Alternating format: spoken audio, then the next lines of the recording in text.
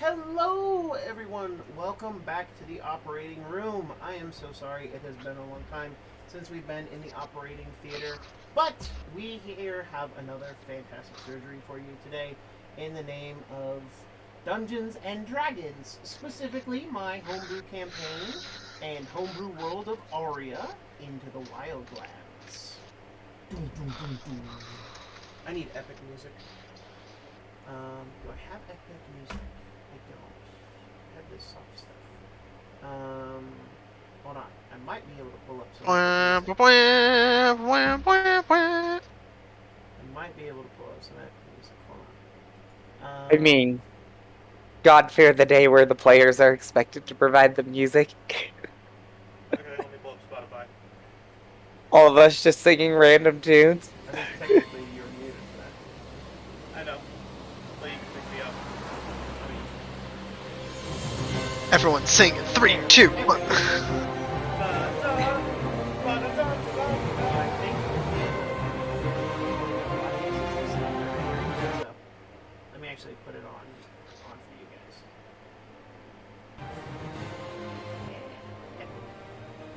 Epic music. Hilariously, it even says epic pirate adventure music. that's the Well, wrong campaign. Yep.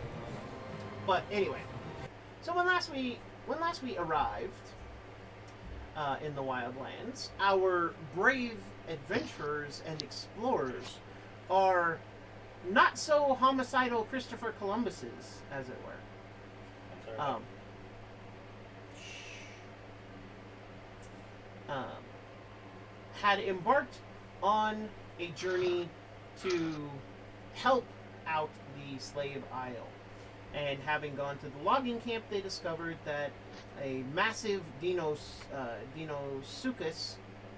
giant, crocodile dinosaur, was terrorizing the logging camp, preventing them from sending out shipments, preventing the timbers from flowing, and being a general pain in the ass. Deciding that enough was enough, three of the party, the cat and the coward, uh, Teodor, our minotaur, and of course Altera, our rogue. Our rogue. Went and killed the mighty beast with the help of uh, a wandering bard that they met along the way, uh, by the name of Rocky Adale. Uh, he helped them out a little bit by giving them a little bit of healing and helped them secure a victory. Um, Ultimately speaking, it was an epic fight and worthy of song and legend. Upon returning to the logging camp, they were gifted with the battle axe known as Hugh, a ancient beaver family hand-me-down. But of course, beavers don't need axes because they have giant fuck-off teeth to cut through timber. Um, no one's quite sure where the axe came from, other than it does massive damage to trees and to plant-based constructs or creatures. Um, with all that being said, excuse me. With all that being said, they also were given a fairly large amount of rewards. One reward they asked for was one of the population of the logging camp, much to Mr. Beaver's immediate chagrin. He was not okay with this, at least at first, but then he realized that perhaps this was a chance for one of his own and one of the people to be freed from their lot in life. However, We literally talked about it over dinner. you did. With that in mind, uh, he said he would send someone to you the next day as you made your intentions clear that you were traveling through the small timbers to arrive at the quarry. Um, so, with that, we find our party preparing to head out the next day.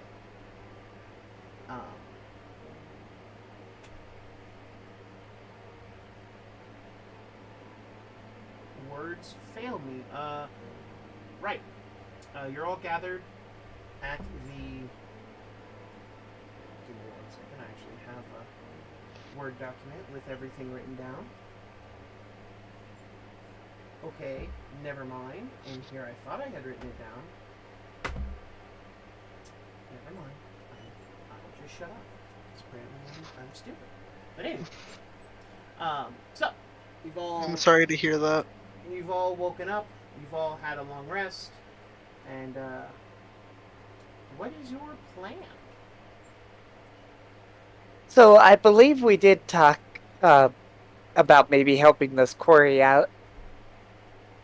Is that But a logging camp? I don't remember this conversation. so we are we were at the logging camp, yeah. Yes, you still are. So I guess in character here, seeing Zorlan, because we defeated a giant Dinosuchus, saved the town, all that good stuff. Indeed. So when Zorlan gets up, Zorlan, we did your chores, she says, pointing to the remains of the giant beast in the middle of the town. Indeed. I look at her. Thank you. Yes, you were, well, you were snoring so loud you would have woke it when we came upon it.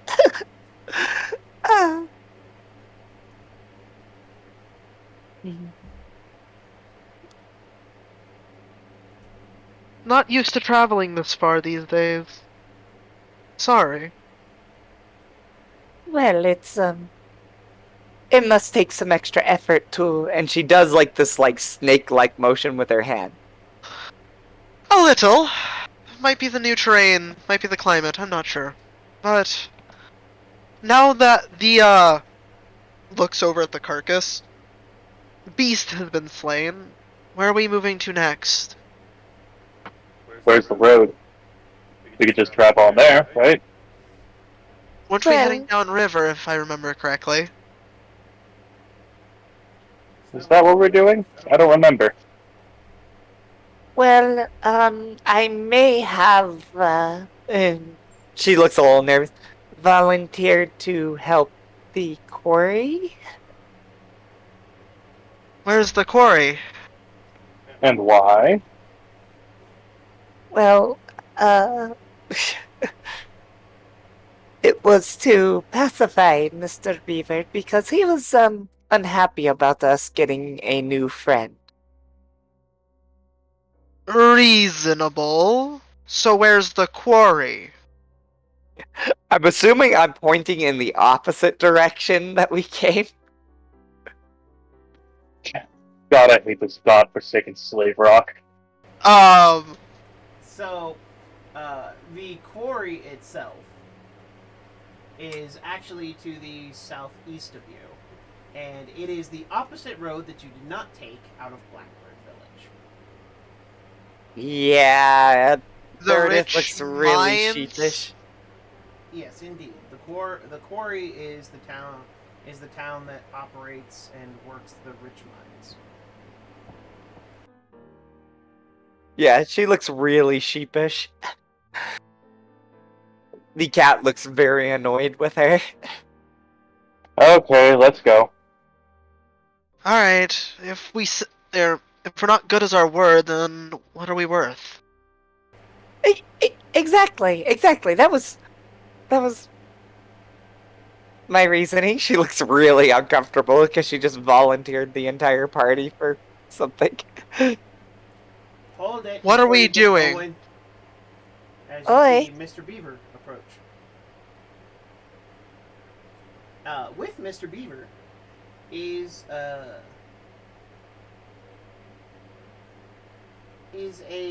hedgehog,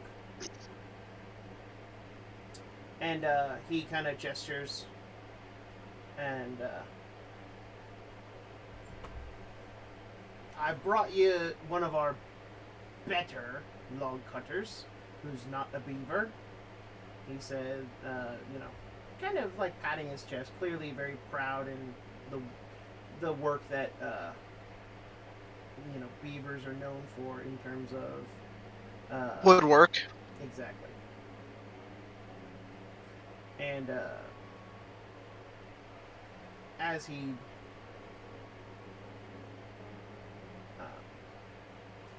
does so, he kind of nods. He'll be going with you, and he hands you a document.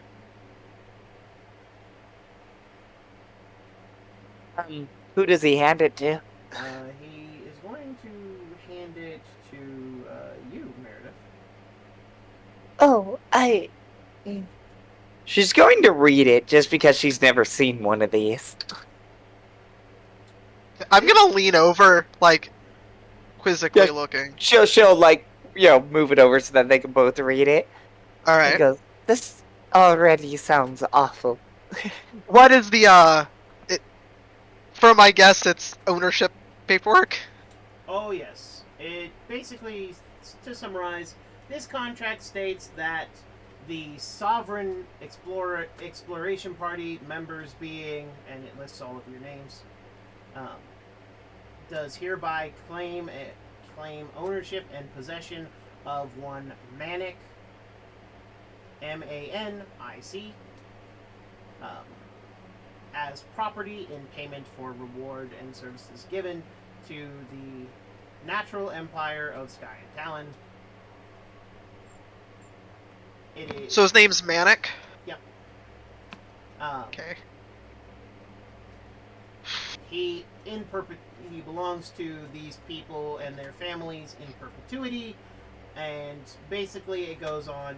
It's a very ironclad looking, very official looking document, and basically it gives you every right to do with Manic as you see fit, including but not limited to evisceration, defenestration, incineration, mutilation, or freedom. Shunt.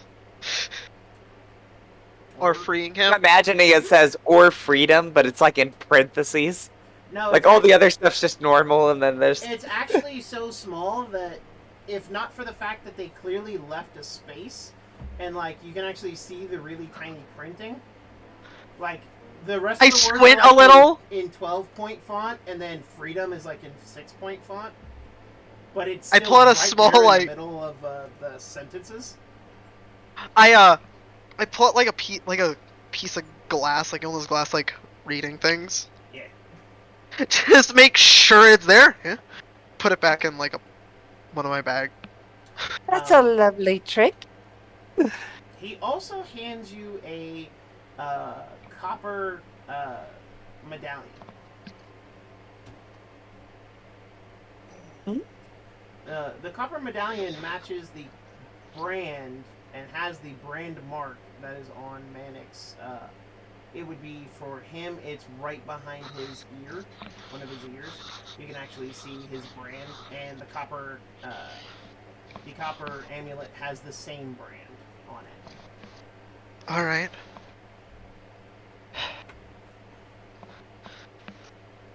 He just nods. It will make sure he follows orders. He says clearly begrudgingly, but has a job to do. And this is the first time any of you have seen an amulet of control. An amulet of control is attuned to one rune. The rune itself is placed on a creature with a total intelligence of less than 20, and it can and will compel them to follow any direct order given. Less than 20, correct? Correct. Fascinating. Sorry, like. The amulet So if, itself does not require attunement to be used.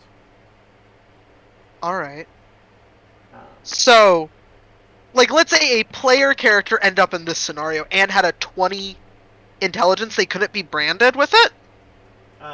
So the brand could still be put on their skin. but the amulet Oh. wouldn't be able to control them. Fascinating. Sorry, I was like, well, yeah, obviously it's a brand, but the amulet wouldn't be able to control it. That's fascinating. Sorry, I love that. As the wizard, I would think that too. Yeah, I don't have that high of an intelligence yet, but Yet. yet. So, Manic? He nods his head. You notice that a couple of his quills are like dyed, and you imagine this is like with vegetable or some leaf-based dye, but they're all dyed like a weird shade of green. Like the tips. Yeah. Huh. And then Instead of white? his underbelly is actually like, you probably imagine again dyed the same kind of way. His underbelly is actually a pale green color.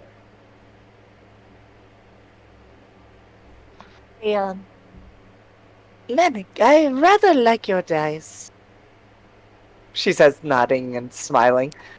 I hope that we don't need this, she says, pointing to the item she's just been giving. It is my intention to, free you when it is safe to do so. She's just outright with it. Am I allowed to smash this thing? Not yet. I don't know what repercussions that would have at the moment. That's the only thing I fear, because I think we could just free him. I believe that's what we discussed. If you look through the ownership papers, you could free him right now if you wanted, with no consequences added. Technically, you own him. If you choose to free him right now, that's 100% your prerogative. However, we are still on the slave isles. Correct. But again, your property, your choice. Is very much the way this works. Is once you've purchased or sold or been sold or have acquired a slave, you can do what you want with them. Some people, according to Auria and definitely according to Mr. Beaver, buy slaves just for the satisfaction of killing them right there. Because some people are monsters. Some people choose to bring them home to do various manual labors. Some people enter them in the Colosseum, because there is such a thing. Some people just choose to have them around as secretaries or basically free labor.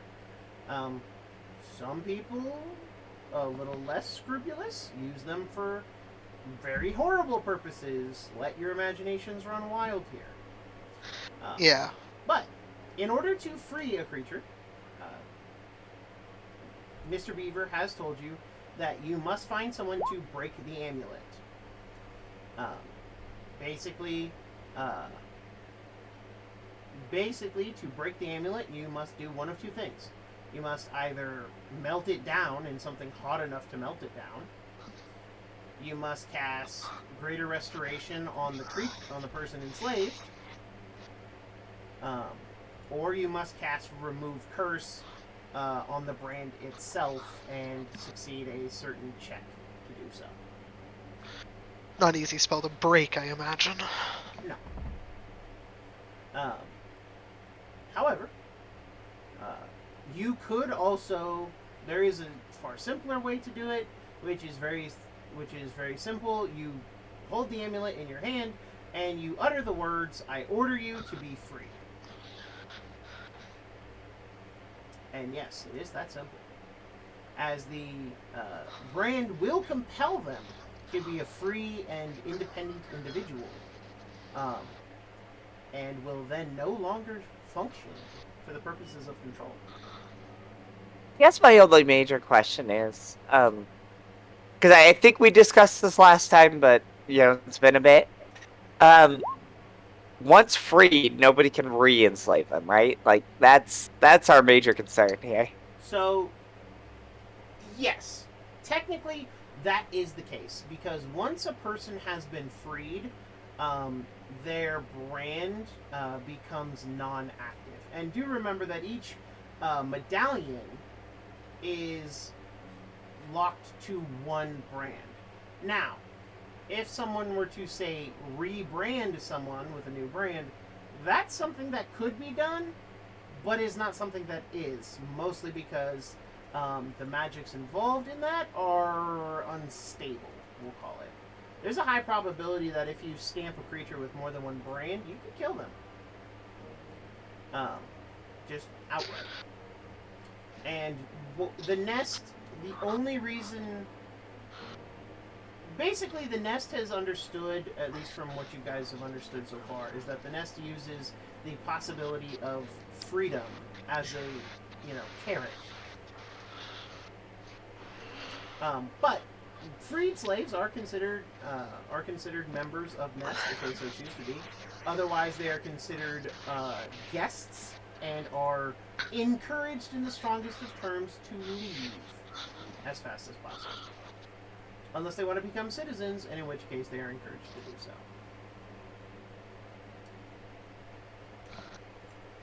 Huh. In character, Meredith just kind of looks at the contract, looks back at you guys like, yeah, we should totally just be done with this. I look to, Manic. Christ, that was hard to remember for my brain for some reason. Manic and say, would you like this done now or on the mainland, my good sir? He goes to open his mouth, but you watch as the brand glows and he shuts it. Yeah, Meredith just smiles. I command you to answer the question. The brand glows. You are touching the amulet, yes? Mm-hmm. Okay.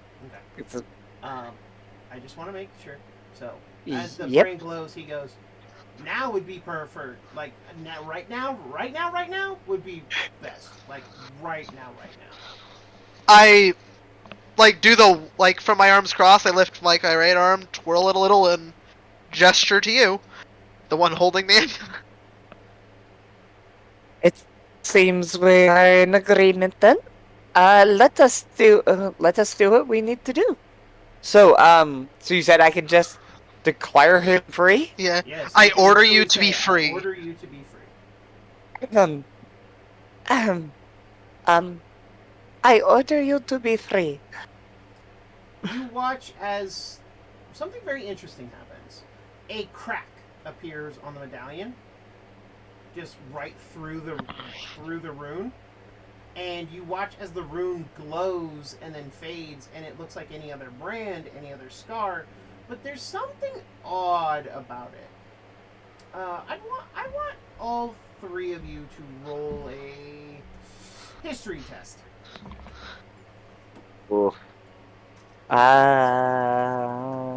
let's do that.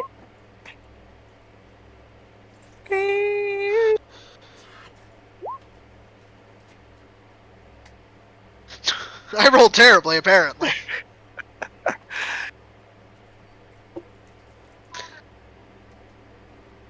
Can I roll an Arcana as well? Yes.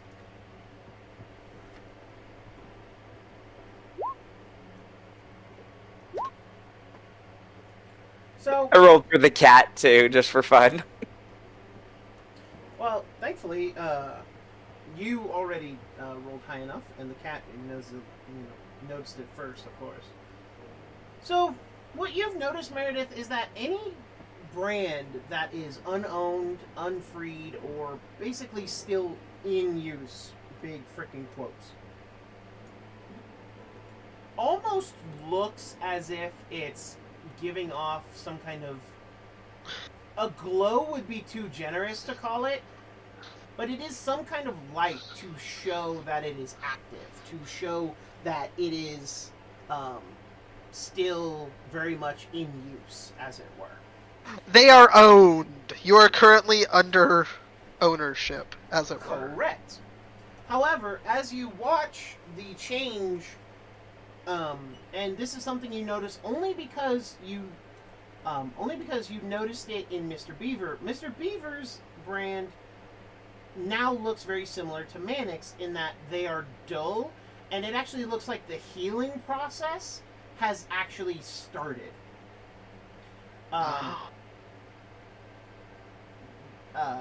Beaver's brand and Manic's brand are now less defined, more jagged, more faded. Like an actual scar. Exactly. Whereas everyone else's brand almost looks fresh. Fresh. Almost like it just happened. Ozorlin, Northumberland.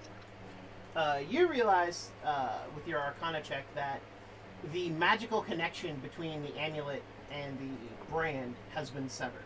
The backlash of magic that is keeping the brand looking and acting the way it does, and that is what cracked the amulet. Correct. It's the magical feedback. However, you do realize something else with a 24. You realize that there is a way to break all of the brands at once. Because you realize something. The amount of magic that would be required to keep this brand in check is too large for one little amulet. And then you realize that there must somewhere be a larger tablet, crystal, or something that is connected to these brands and is what is giving them its power. And what is giving the medallions the level of control it has. Somewhere in Nest, there is we'll call it central control. Alright. And theoretically, if you were powerful enough and could destroy the central command or central control, you could make every slave brand null and void. Mr. Beaver. Aye. Hold on, I need to double check something. Out of character, hold on. I'm checking to make sure I have a spell in my repertoire. While, we're preparing to leave, do you have any other of those sigils? I do not want one. I am not taking one. I want to see something. He frowns. Specifically, I'm going to figure out where its flow of music is going. I'd like to try at least. He shrugs and come with me to the office. I'll meet you at the southern. I'll meet you to 3 if you're coming. I gesture towards. We can Our new discuss free pay, friend. Mr. Manic, if you'd like. I'm sure you need something to get on your feet, yes? Manic shrugs. And- I figured I'd just tag along with you to the quarry. We'll see what happens when we get there. I'll meet you back in about an hour. Thank you, Azorlin.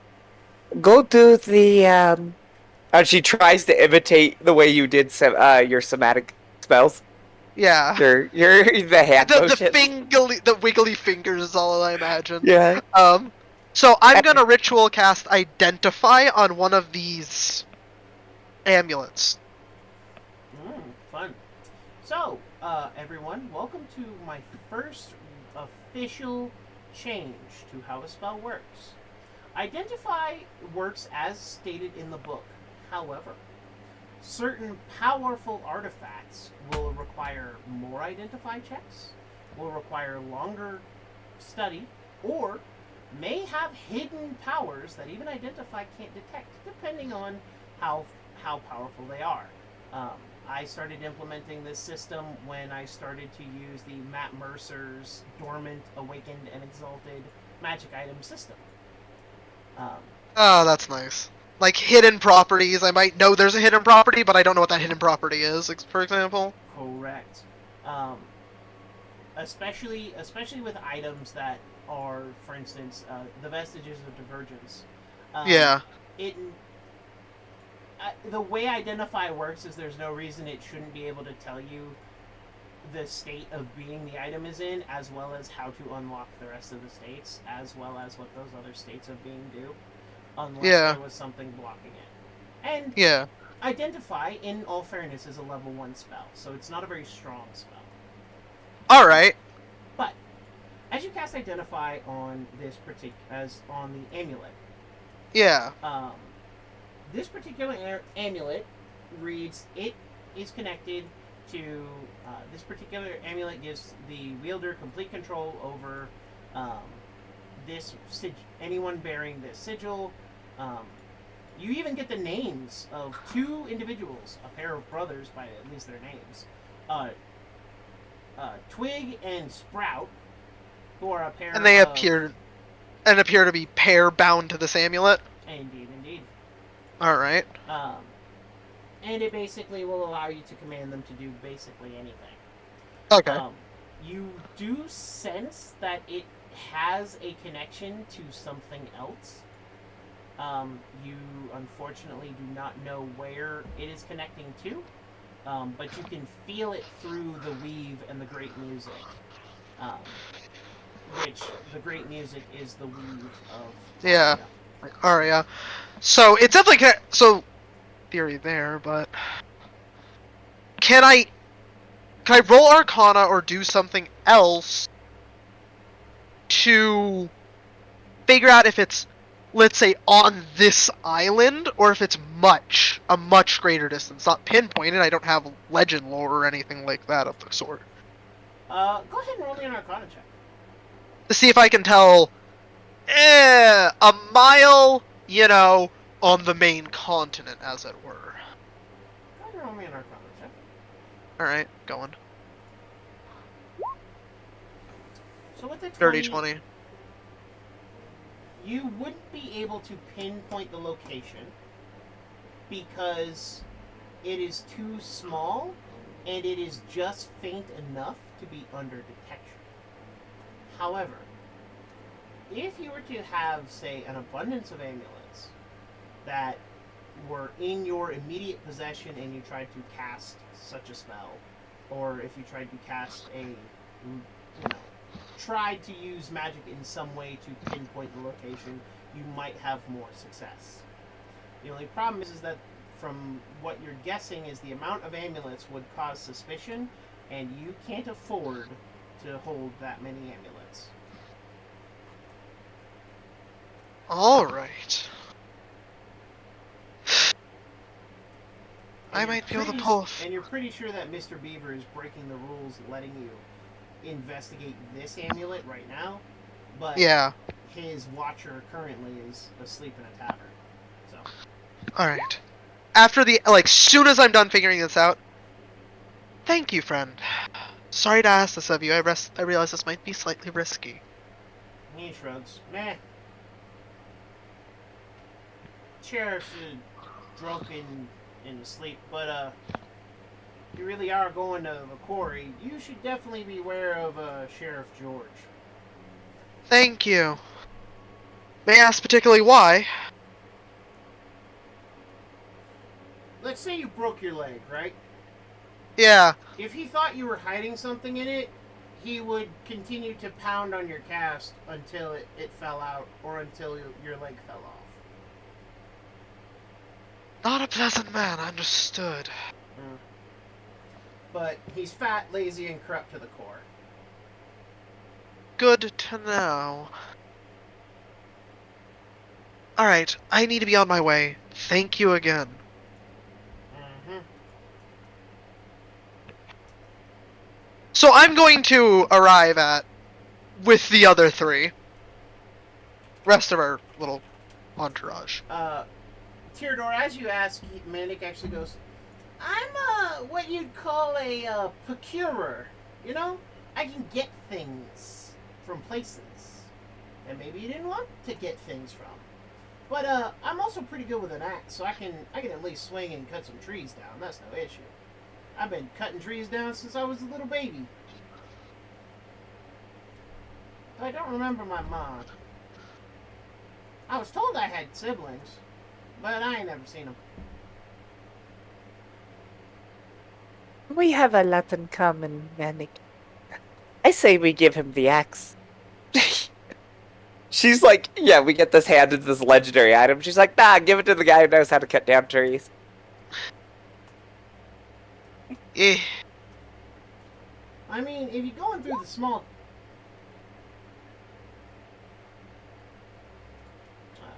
I mean, if you're going through the small timbers, there's not a whole lot that you need to cut down. Honestly, it's the small timbers.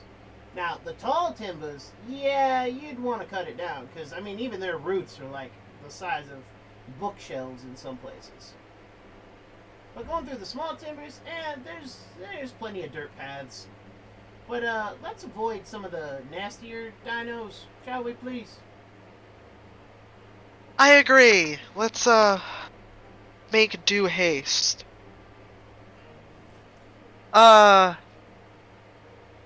Theodore. Yeah.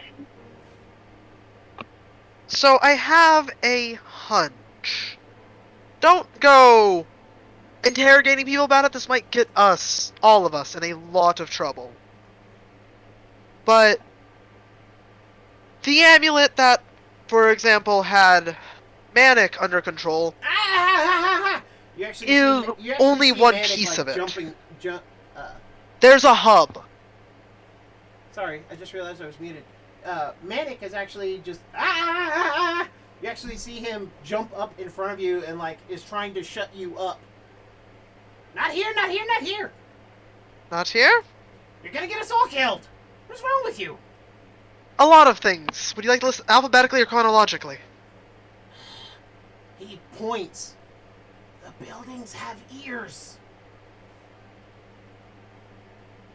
Interesting.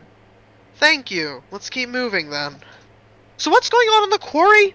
I look over at Mira. So Meredith straightens Meredith, out sorry. her hussar coat. No, that's why I just said that just to get you.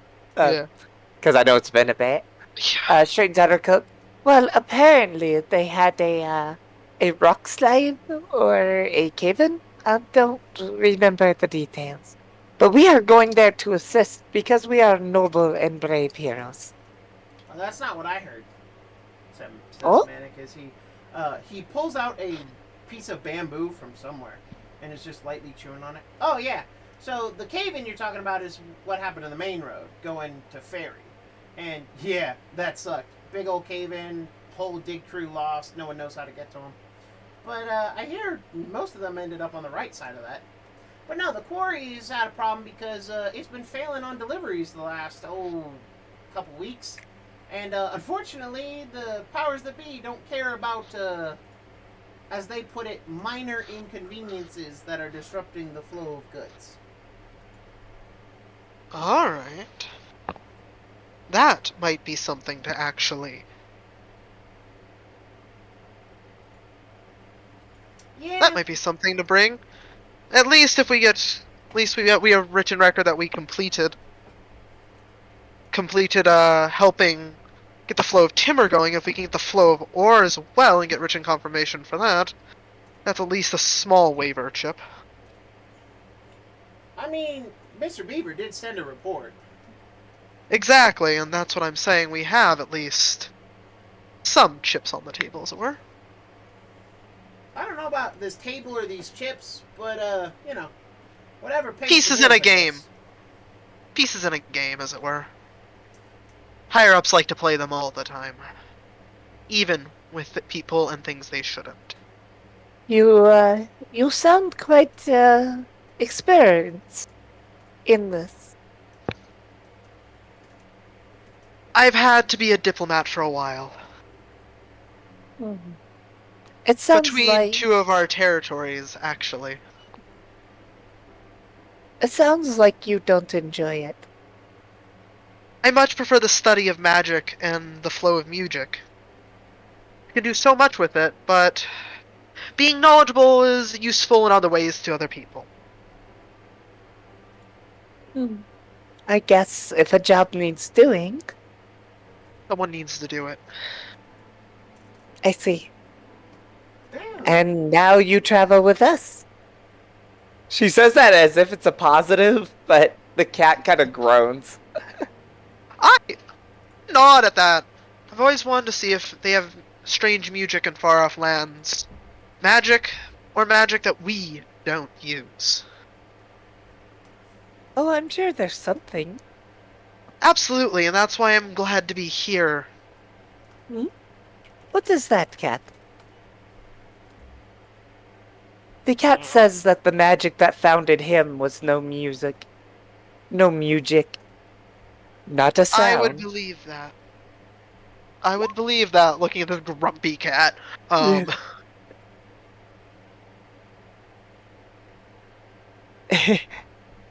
And, Torador's got a few questions. yeah. Go ahead, Tyranor.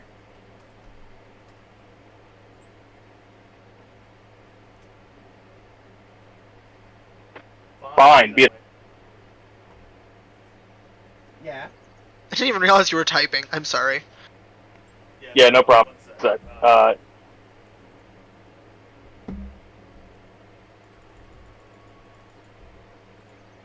I have push to talk enabled, and it is fighting with roll 20 with the button I chose. So here, let me just go ahead. You got any maggot to speak your mind, but keep your gob shut? It's as bad as Manic says. We're gonna need it.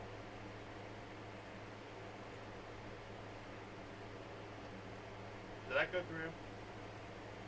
Did I speak at all? Yeah, you spoke. We all heard. Okay, good. Yeah. I can tell because it's fighting me right now. Yeah, it's all good. To which Manic just kind of laughs. Well, come on then. We're getting through the small timbers. Lead the way. He nods. From my VC, my avatar is really fighting me right now. What the Yeah. fuck? Hey, Crowlot. Eh. I was gonna say, are owls awake? Our owl's face is numb. Did you have to get dentist work done today, friend? I wish I could. What happened? My dentist is closed until the end of the month. So I'm Oof. just sitting here stuck with a tooth infection. Oof. Oh. 5 minutes. Hit 5 minutes. The pain ones, the ones you put on I'm the on tube. antibiotics. So No, not antibiotics. The pain meds that you put on top of the infected tube. Why do you think I just said my face is numb? I don't know. Sucking cloves. But Jesus anyway, Christ. uh, Hi, Crowlot. But Manic leads the way, and as he does, you watch as he picks up a pair of sticks, and pretty much on anything he can hit, he's tapping along a drum beat. Just for no reason other than he is. And you can almost see like there's a rhythm to his step. I love keeping it. in time with the beat. And he leads you out of the logging camp. The area where the river is, you can see to call it a dam is being generous, to call it a bridge is being dishonest. A patch of mud and logs that basically unite the two sides of the river while allowing the river to flow. That's impressive. And he just walks across it, and he goes, so, some of you were clearly not from here. Most of us, in fact. Cat. The cat, like, kind of shakes, and she almost falls off. So, She's just- where do you come from? It's the, what do we call ourselves, right? The Immortal Empire? No, that's the wrong world. You technically come from the continent of Ardania. Yeah, but what was our group called? The 4 tribes.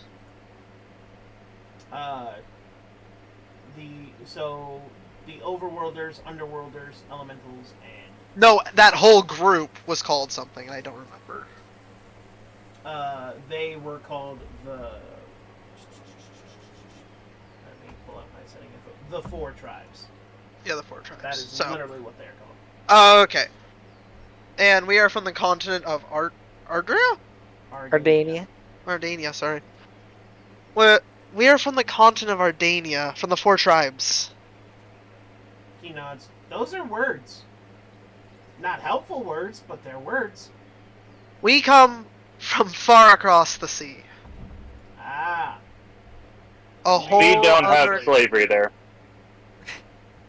Oh, no, we do.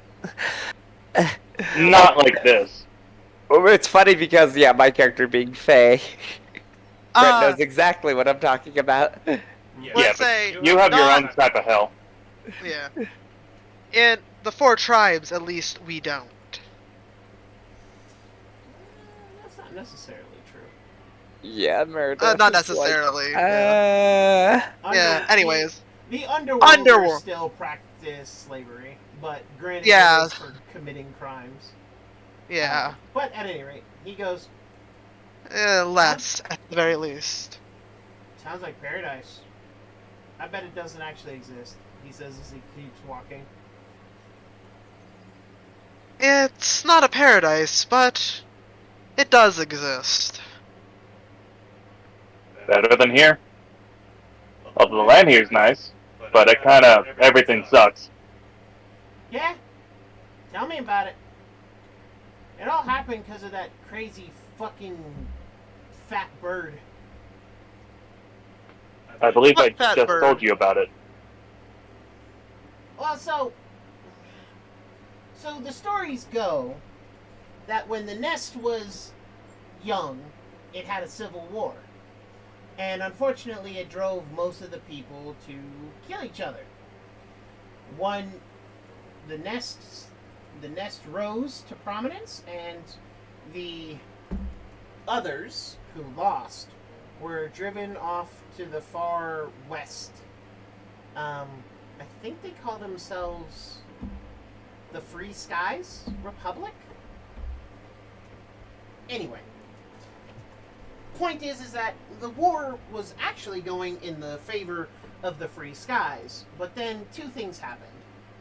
One, the nest gained the ability of the Rock Whisperer. He is the mighty wizard who can summon and command the rocks. You know what a rock is, right? Yeah.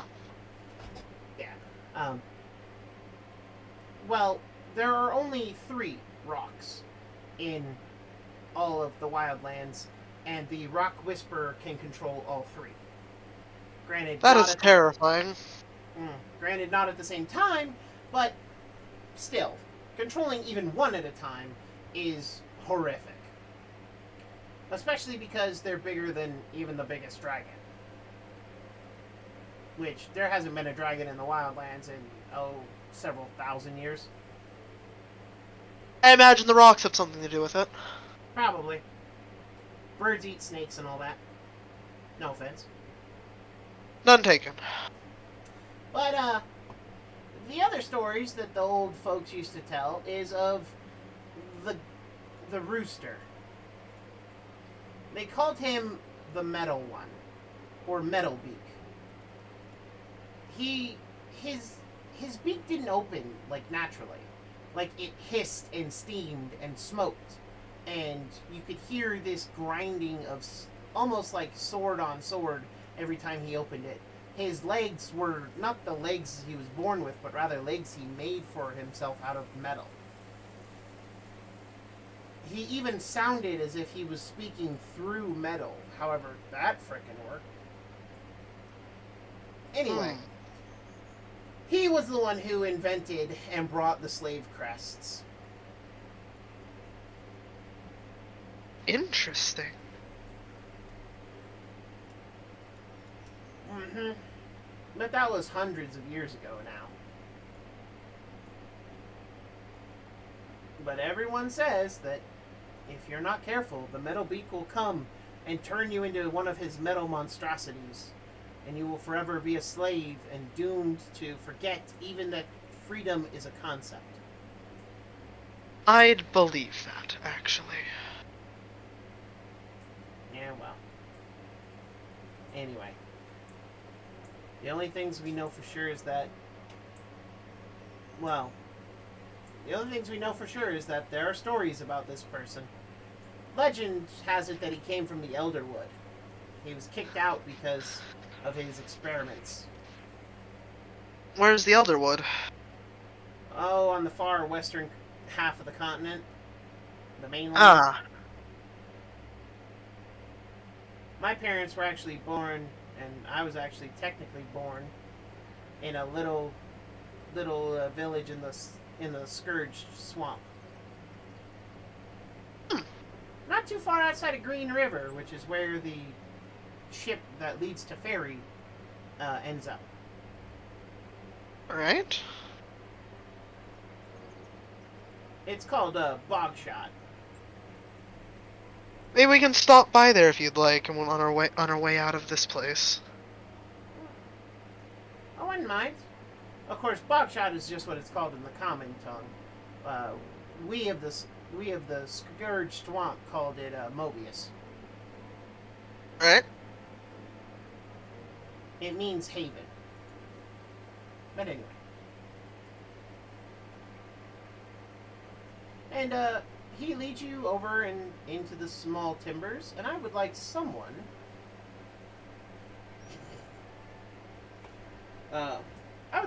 Anyone, to roll a survival check.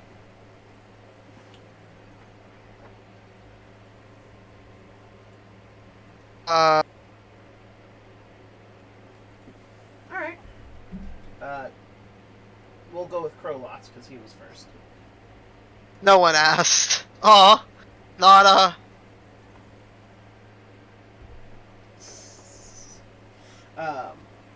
I'm okay with dooming us once in a while.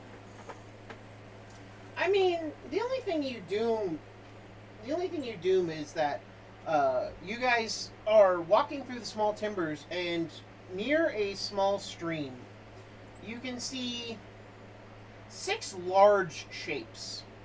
They are rotund creatures that look to be covered in armor and scales, and have massive bony protrusions at the end of their tails. And there's about 6 of them just grazing very calmly on the vegetation, the ferns and bushes between some of the trees. Manic just kind of, yeah, don't go bothering them. Unless you want to die. If you want to die, go right ahead. I'm not going to stop you.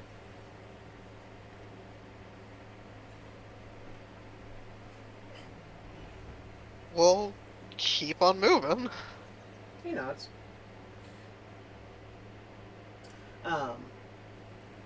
And aside from that little encounter, you guys arrive at the first,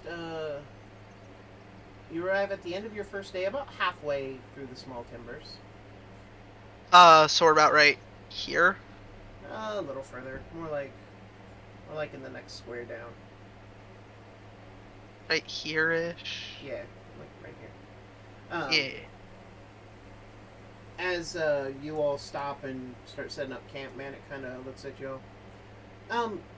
So hey, look, I know this is big ask, considering, everything you've already done for me. And don't get me wrong, it's not that I'm not appreciative, but I'd like to ask a favor. And what might that be? Could you get me the hell off this island? Yeah. Oh, thank the stars. Because, yeah. Once we're done perusing, as it were, we're supposed to be going to Ferry. Oh, good. Are you trying to get out of here by boat or by sky? Because, sky is almost impossible. Boat, it'll be easier, but, I'd be careful. Why is sky almost impossible? Oh, because technically, the delivery balloon is supposed to only be for supplies. And theoretically is guarded, though nobody's actually seen any guards on the thing. Maybe that might be an interesting test, but I digress. Why is the boat dangerous? I mean, the boat's only dangerous because of where it goes. Like, Treacherous waters, as it were? well, yes and no. I mean, the Shipbreaker Bay is pretty rough. And unless you got a good captain, you're probably gonna sink. Got it. But lions, oh, what is it? Lions, and he was like snapping his fingers. Lion's Keep, that's what it is, right? Lion's Keep is actually really nice, and is the one city where the slave isles can trade with, because they actually are willing to trade with us. Alright. Again, this will be an interesting journey. Of course, the sky ship goes to Green River, which is closer to where I live, but, I mean, there's nothing for me there. My brother and sister aren't there. Neither's my mom. I wonder if they even remember her face. I doubt it. We were all so very young when we got separated.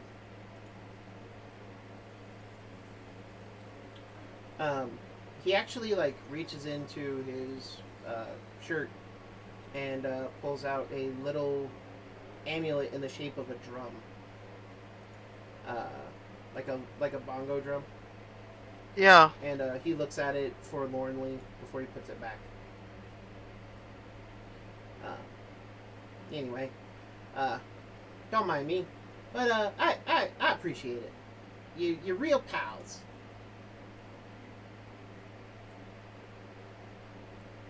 Ready for the night. I'm gonna set up my tent. Sure, easy done. Plenty of space for it. Anyone else doing anything specific this evening? Probably use my my feature. Remind everyone and the folks at home about your feature. So the feature is Campaign in Champagne. Your time in the field over many marches and sleeping in less than ideal situations have made you a master of setting up camp, even affording little luxuries that less knowledgeable soldiers would have a hard time acquiring, such as above-average field meals, warm places to sleep, easy latrine access, and plenty of drink. There you go. So, Well, latrine access, done. Warm place to sleep, easy enough. Better than above average food, easy peasy, breezy. Drink is just the hard one to come by. that's alright. I think she has a little bit left from the tavern. Not much, though.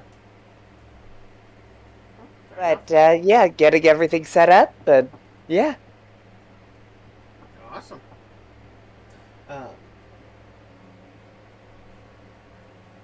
And with that, who is taking first watch?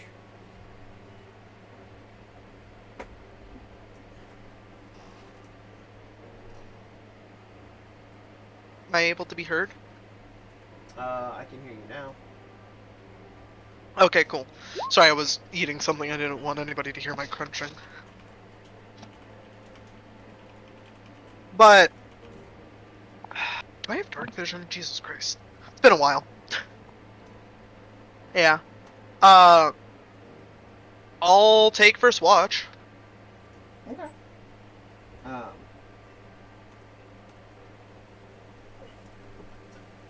Whoever wants to take first watch can roll a perception check. The cat doesn't sleep, so while Meredith is crashed out, the cat will help. Yeah. Yeah, I'll take. Take the cat help from the kitten. Oh. Yeah, we have more than one watch. Yep, the cat just doesn't sleep, so he can assist on every one of yours. Does that mean Matt gets advantage? Yep. Mm-hmm. There you go. That's a little better. Just a smidge. Just a wee bit. Theodore, as you and the cat are on your watch,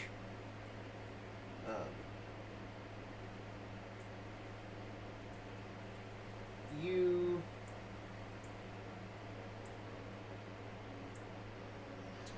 hear more than see. The sound of large creatures moving throughout the forest. You also are keenly aware that it's a large number of them, and as you're kind of peering into the darkness, you eventually do see a herd of very large and yet long looking dinosaurs, as you've learned that they are called. They have extremely long necks, extremely long tails, and are moving 2 by 2 in a herd south. They are actually passing from a more northeasterly direction and heading to the southwest.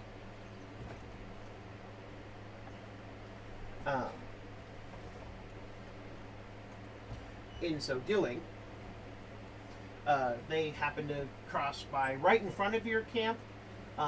Your campfire and your particular shelter offer you protection, and they give you a wide berth.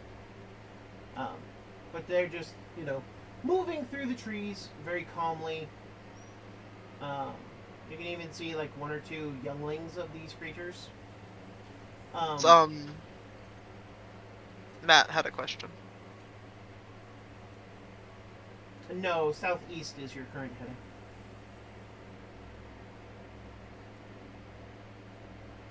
A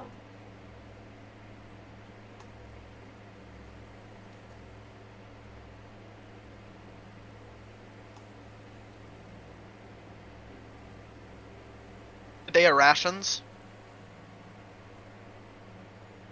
Say that again. Should we all remove a day of rations? Yes. I'm gonna remove 2 and share one of mine with. Give one of the ones to Manic. Okay.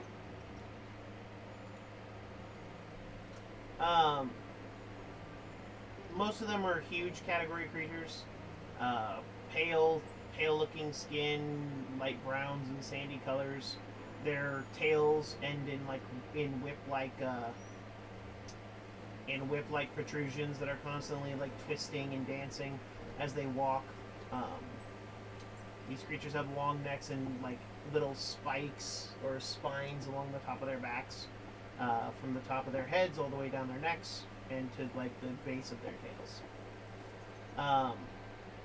You do notice that on some of the older ones, actually no, scratch that. On some of the younger ones, their legs are like this one in particular who's towards the back of the herd. He's actually limping pretty severely on 3 legs. And you can see old wounds that have not had time to heal properly. And it's one of his front legs.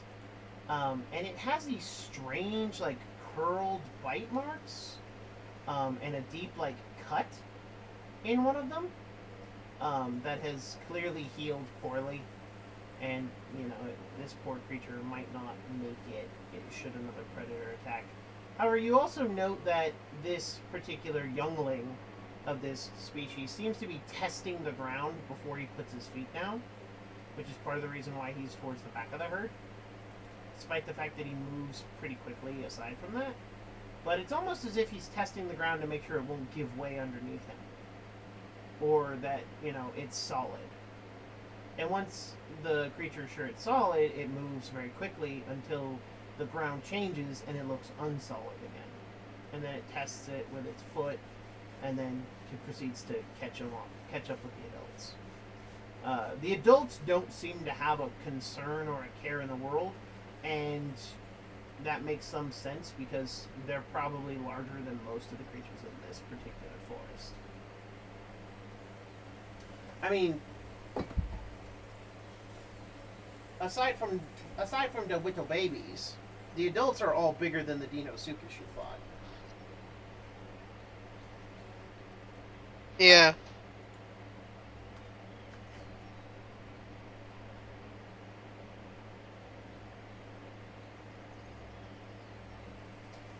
that's pretty much all you see. And it's pretty, it's actually kind of cool to see these creatures.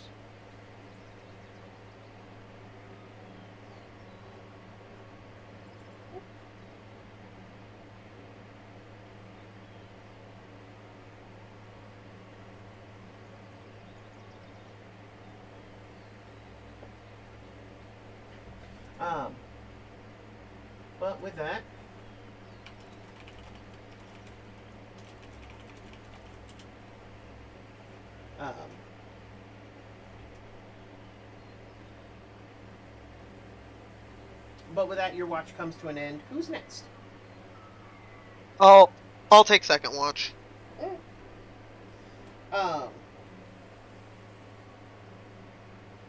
Zorlin. Yeah. Roll a perception check. Will I have advantage because of the cat? Not for this first one. This actually has little and less to do with your watch. Oh, okay. Alright. Never mind. Go ahead and roll with advantage for your watch.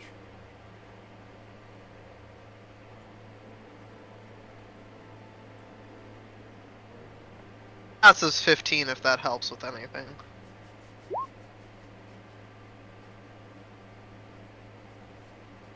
$21. All right.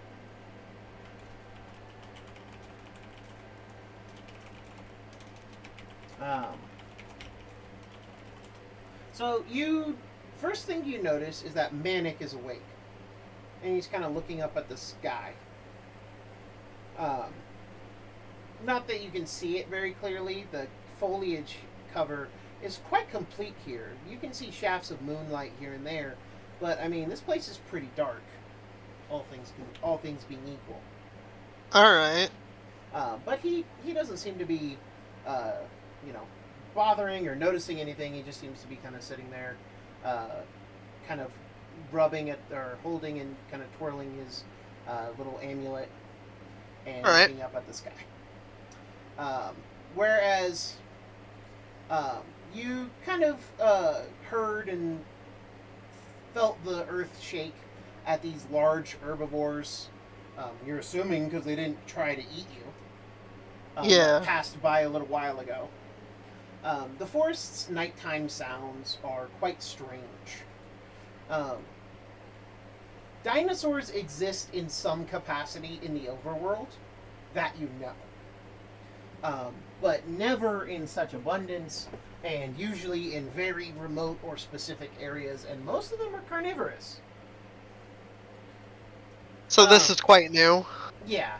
The presence of a lot of herbivores is very new.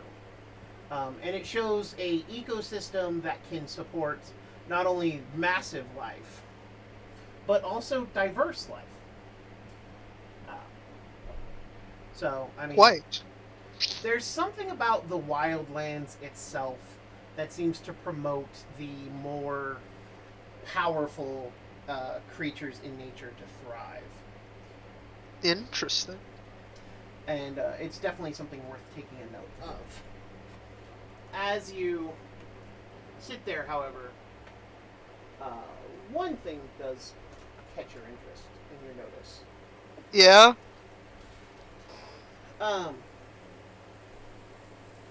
Every once in a while, way off in the distance, like way to the south of you, maybe in the direction you're heading, maybe not, you can swear you almost hear some kind of creature screaming or shrieking. It is way too far away for you to get an accurate description of what the sound is, but it's irregular enough that when it happens, you take notice. Alright. Does it get closer or louder over the course of my watch? No.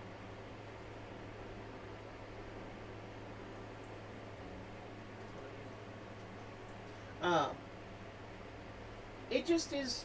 It's just there. And Alright. it's just something noteworthy. But otherwise, nothing crazy happens.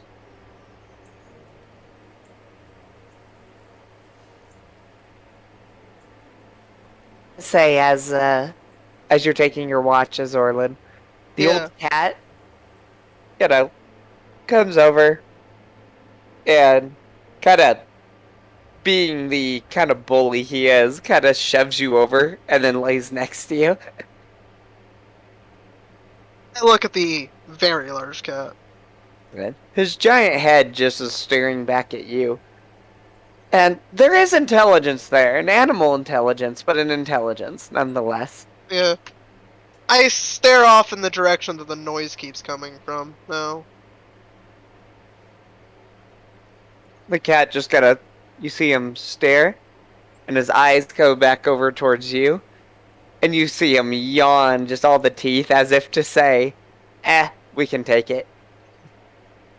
The non. Just Whoever purely- next, make sure that doesn't get them. Hmm. So I'm gonna. So you're next on watch, or is it Either Altera or Meredith. Yeah. I'll be on next watch. All right. Alright. Altera. So you're. Well. Once my watch is over, I'll gently wake up the bird. The bird. Look at that bird face. For those of you who have not watched the Fool's Gold campaign on YouTube, I highly recommend it. Go watch it.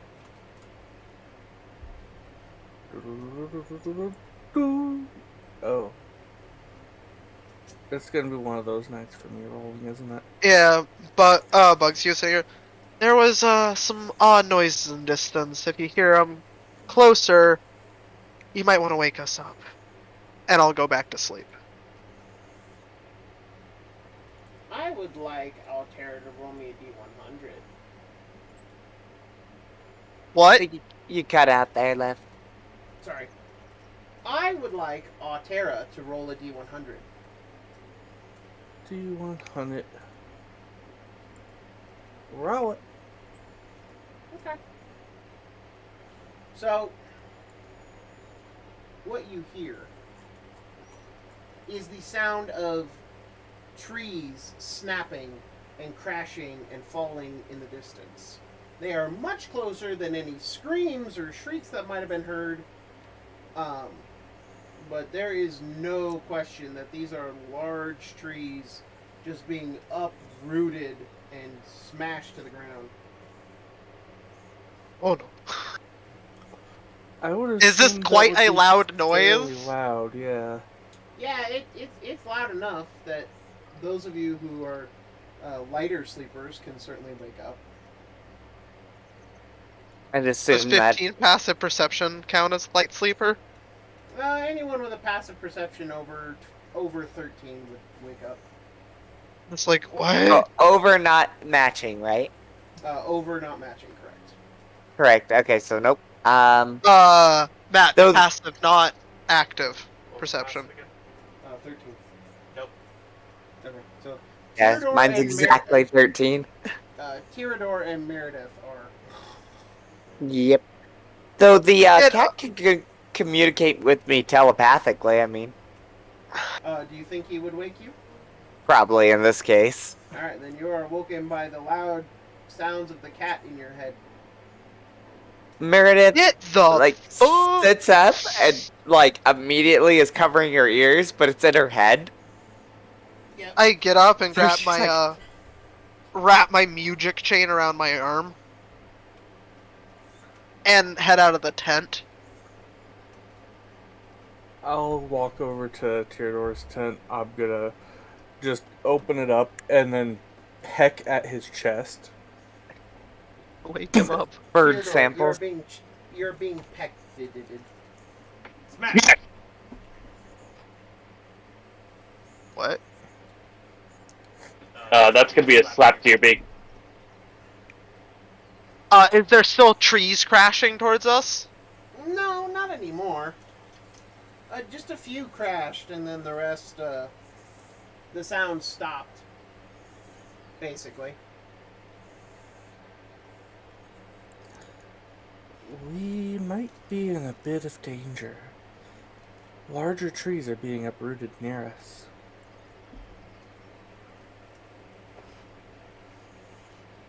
With the smack to the beak just unnoticed. Just. It's like I deserve. I've been smacked other places a lot harder. And properly. Hey, Poppy. Oh, demonetized so fast. But anyone who would like to, may certainly go and investigate. So I think the cat probably would, but by flying upward. Yeah, same. So it takes you guys about maybe an hour or more, even flying, to get to the location. And as you arrive there, you notice that a creature, one of the armored ones that you saw earlier, is in the ground, like is like not moving, but it's like seems to have been like in the ground.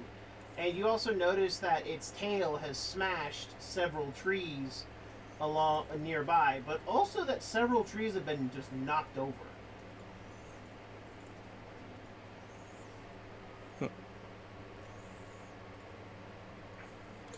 It's not making any like clear pathway, is it? No, it's a almost like a it's almost like a circle-ish, more like an amorphous amoeba of destruction.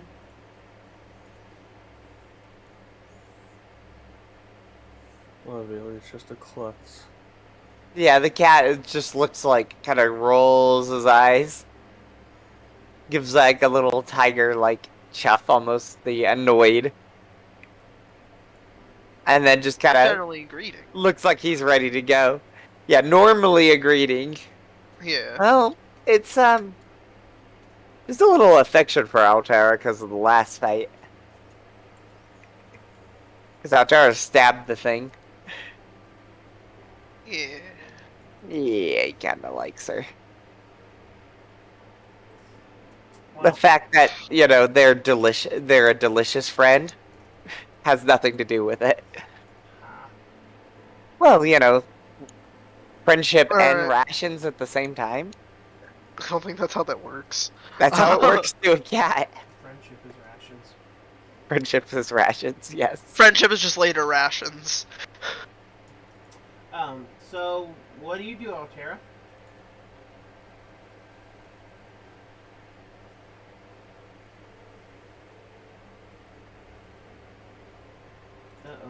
Uh-oh. Altera will, looking down at the thing causing the destruction, will speak up. A klutz is almost more dangerous than something trying to hurt us on purpose. It could drop plenty of trees on us even during the day.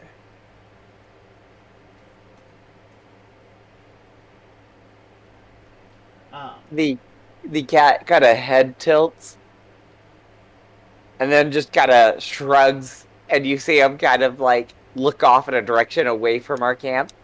Like, should we move?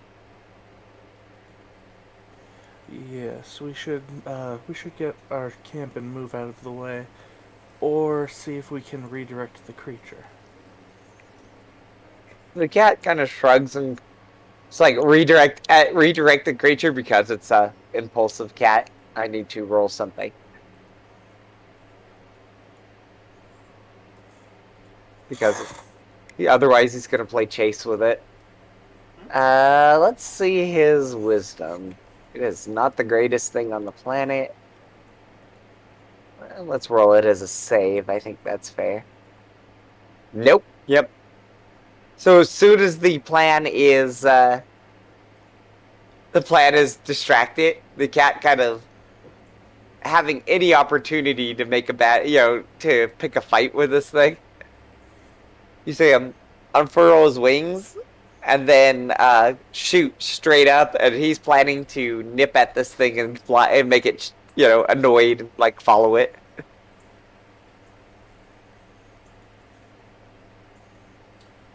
This should be interesting. A cat biting off more than he can chew, probably. And so the cat does indeed head down. Yep. Okay. As the cat heads down, the cat gets really close. Really close. And then,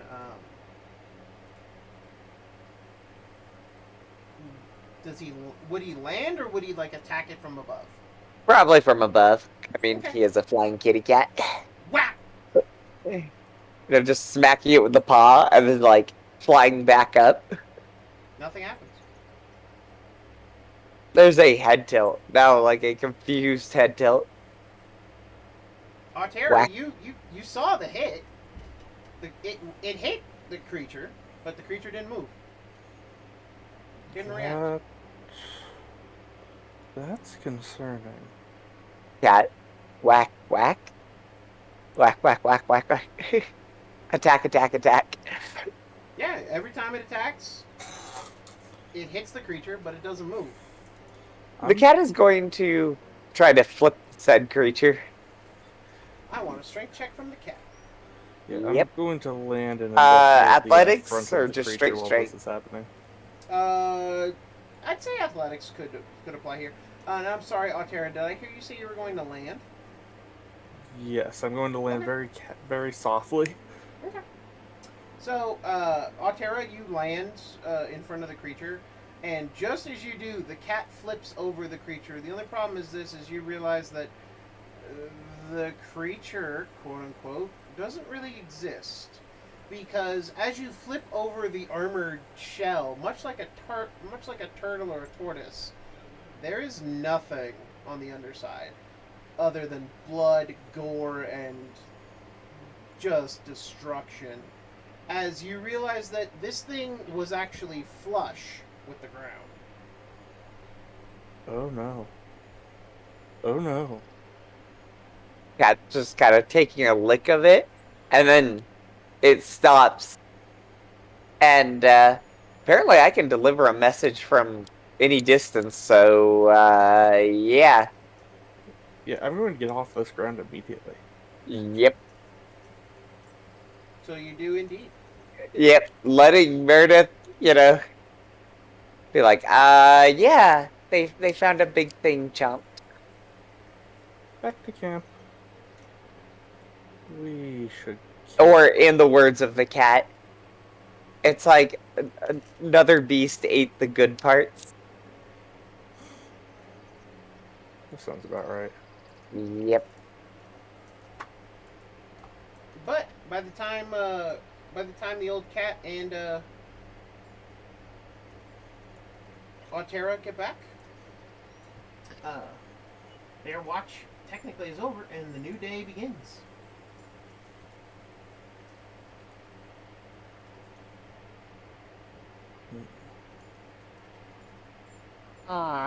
The cat yawns and then just lays down as the new day's beginning.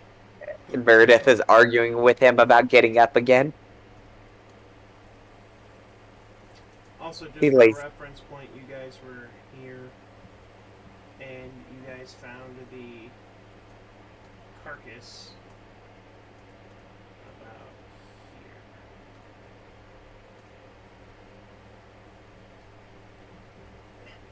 Because they can fly really fast. Well, also, it's flying.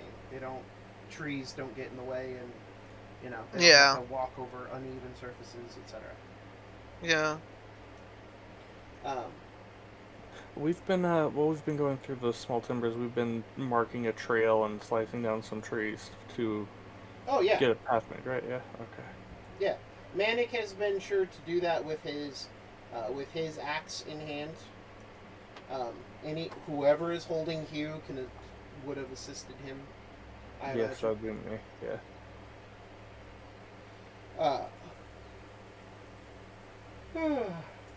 Eric, go ahead and roll me a D. Well, no. Let's have you go survival check, please. Survival? Oh. Okay. Hold on, let me make sure I'm not at advantage.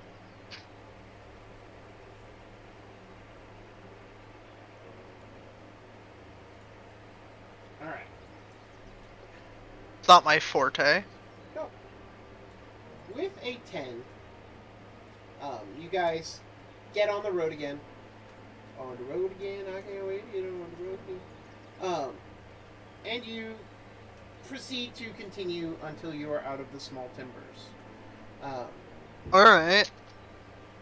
You were told that there's not a whole lot of creatures in the small timbers that would, Like to tango. yeah. You were told that that's more for the tall timbers. Yeah. And as you guys exit the small timbers, you see the other river. This river is small enough that you can easily fjord it pretty simply. Oh, yeah. What are those called? Not fjords. Oh. I know what you're talking about, though. Yeah, but anyway, it's a river crossing. Yeah. I'd like everyone to roll a perception check here. Ford, yeah. Perception check?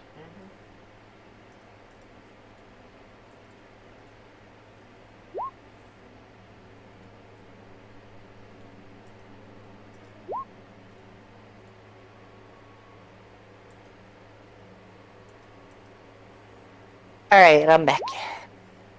Perception check. Cool. Could I say the Kit Kat is helping? Yeah. Cool. Honestly, he's kind of better at them than I am. Let me see. Perception. 12. Alrighty. So, with those numbers, someone has squeaky chair.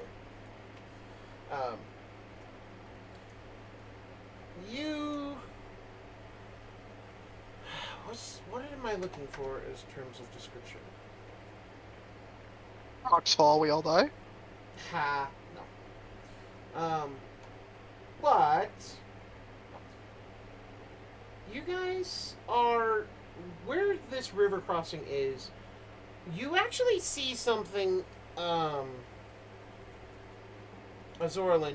You notice something odd.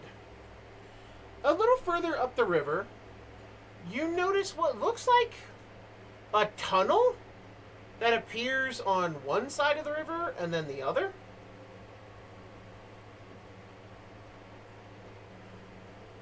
Like, it's above the water line, but it's like just, above the river itself. Like something dug across the river and then kept digging on the other side? Or leapt out of the ground like a sand shark and dove in on the other side. I mean, your guess That's is as more good what- as anything. Yeah, that's what I more meant. Like, Oh, yeah. I mean, that's definitely one option. The other option is, of course, something crawled out of the earth, walked across the river, because it's not a very deep river in this location, and then started digging again. I don't like that. I don't like it. I don't like none of it. Zorlin would point out the tunnels. Looks like something's been burrowing around these areas. And it looks big. The old cat says it's a Alaskan bollworm. Shakes her head and looks to you and the cat like, what? A Alaskan bollworm. It is a monstrous shoelace. Yes. If it's going near the town, we simply need to take the town and move it somewhere else. That's what we got to do with the quarry. Grab the town and push it somewhere else. How old are we and we're making SpongeBob memes? I was gonna say. I'm just saying it's a nat one. I mean, that was like the best option I could think of. I don't like that. That might be causing part of our cave-in problem and minor inconvenience in the quarry.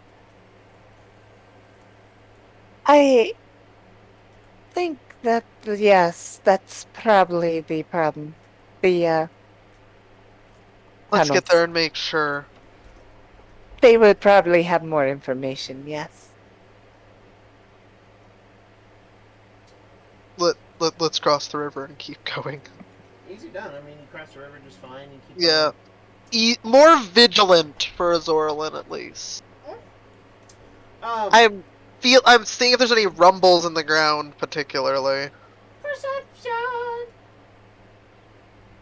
For the travel Yes. perception. Evil as plain as the shoes on her face. Wait, what?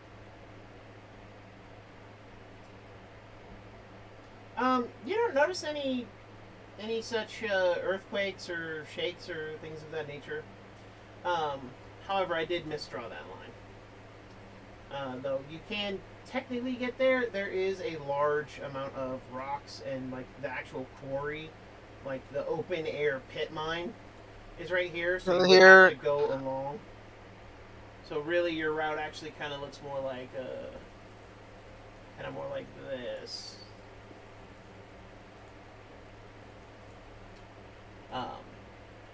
But you guys do eventually make it to the main road. Alright. Having to skirt around what you assume is a copper mine or maybe just a quarry, you're not 100% sure. But what you are 100% sure of is as you hit the main road, you're mostly in plains right now. Soft earth, granted some of it's hilly and rocky. You can actually see large boulders just sticking up out of the fields. The thing you find here, though, is that this particular, as you arrive, this is a game trail that you're on, mostly for animals and other such creatures. As you emerge from the forest, however, you see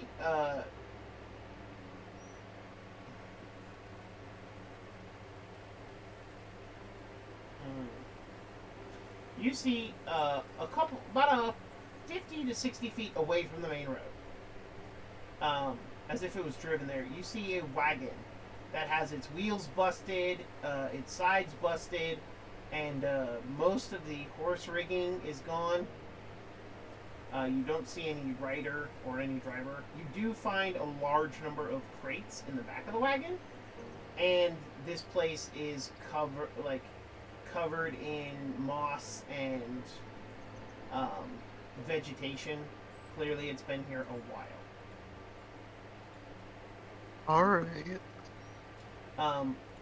The boxes it is carrying are loaded with marble, obsidian, and other such semi-precious stones and substances.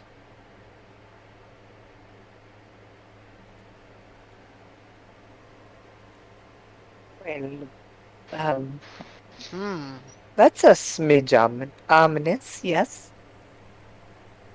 I hope the mining town's still there. Manic kind of nods and said, "Yeah, it'd really suck if we went into a town full of dead people." I mean, at least we could avoid the sheriff, no? Ah, he's fat. Well, as long as I don't have to shoot the deputy. I shake What's my the head. deputy? Just bad. Just ignore him. As was said earlier, rocks fall, everyone dies. Exactly. I mean, that's literally the situation we're walking into, so... What other semi-precious, like? You find some copper, mostly just like ingots. You find marble. You find obsidian. You also find like sulfur. I mean, devil's gold. Not much of it. Like very little amounts, and it's more towards the front in smaller boxes. Yeah. You find a chunk of a rough, very rough chunk of gold that like still has rock attached to it and shit. Like gold ore. Yeah. Like, that's the most precious. This stuff is the most precious stuff that you're finding. Not a whole lot else is being sold or traded. How much obsidian is there, out of curiosity? From what you can see and what remains intact enough to be worth collecting or worth even reselling, about 1,000 gold pieces worth, roughly. This is a large cart. It's not small. Yeah. How much weight of obsidian then? Obsidian's pretty expensive. That's only like... I mean, you could have up to like...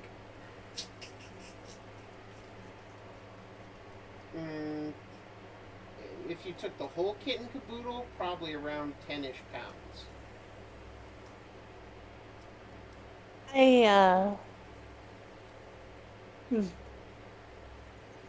Bag of holding I currently have. So I'm gonna take 10 pounds of just the obsidian, not the marble. Okay. Don't, well, If someone needs it, we can give it back to them. I don't want to carry marble, it's much heavier.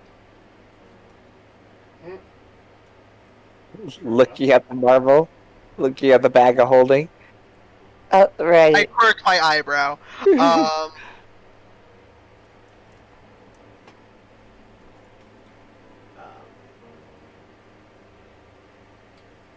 As you guys continue on, you arrive at Quarry at about about getting close to sunset. And the thing you find here is that it is very much like, I'm sure some of you have seen like those old, that one Native American like cave house system. I can't remember. It's out. I think it's almost in. I think it's actually in Utah somewhere. What, you mean the New Mexico Pueblos? Oh, maybe. The one in the cliffs? Yeah. Yeah, that's New Mexico, I believe. Okay. But anyway, so Quarry is basically carved into almost. It's not quite large enough that you would call it a mountain, but definitely an above average size hill, and it seems to be carved into homes, and there's like bridges that connect them, and the rocky surface you're on is really thick. Color's the rock again? Red, kinda? A reddish brown color. A perfect similarity. Those of you who watched Naruto, the entrance to the Sand Village. Yeah, that kind of rust color and stuff. Yeah. Yeah, I know what you're talking about. Yeah, that's kind of what you're walking into. And then it opens up into a large, kind of flat expanse with several, like, cliffside cave homes that are connected by various bridges.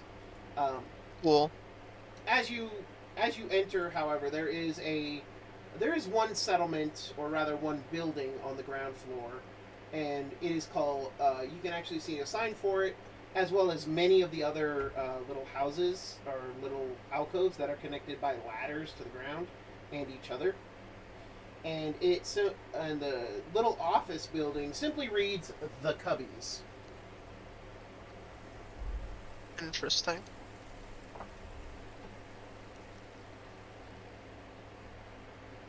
You don't see anyone moving about. I don't like that.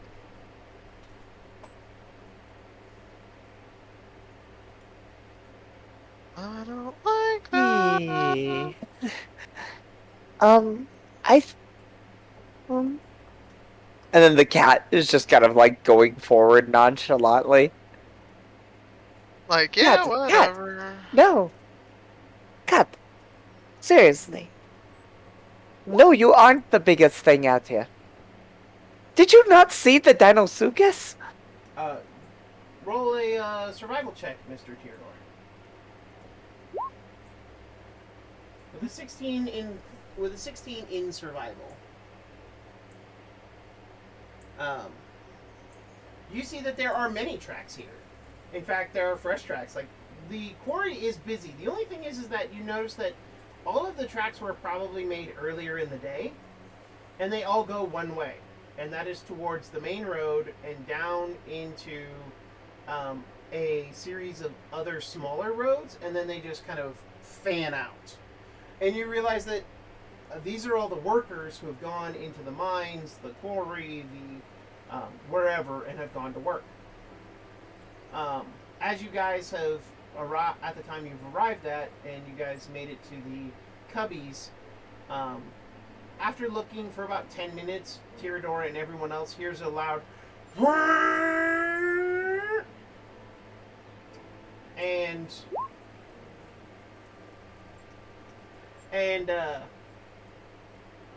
it's followed by a loud voice that seems to echo through the canyons. Work's over. And you all start to see that several dozen people begin to, like, further down the road, you're actually like on a slight hill looking down, and man, it goes with you. You actually see that about 2-3 dozen figures emerge from the 5 different roads and are all headed to the main road, and they all kind of part off in various directions to go into various caves and cubbies and rock face homes. The other thing you notice is that right where the main road ends and the 5 branching paths split off, there is a building made with like sandstone and other like stone structure, other stone buildings, and on the very top of it is a large nest where a pair of giant eagles are sleeping.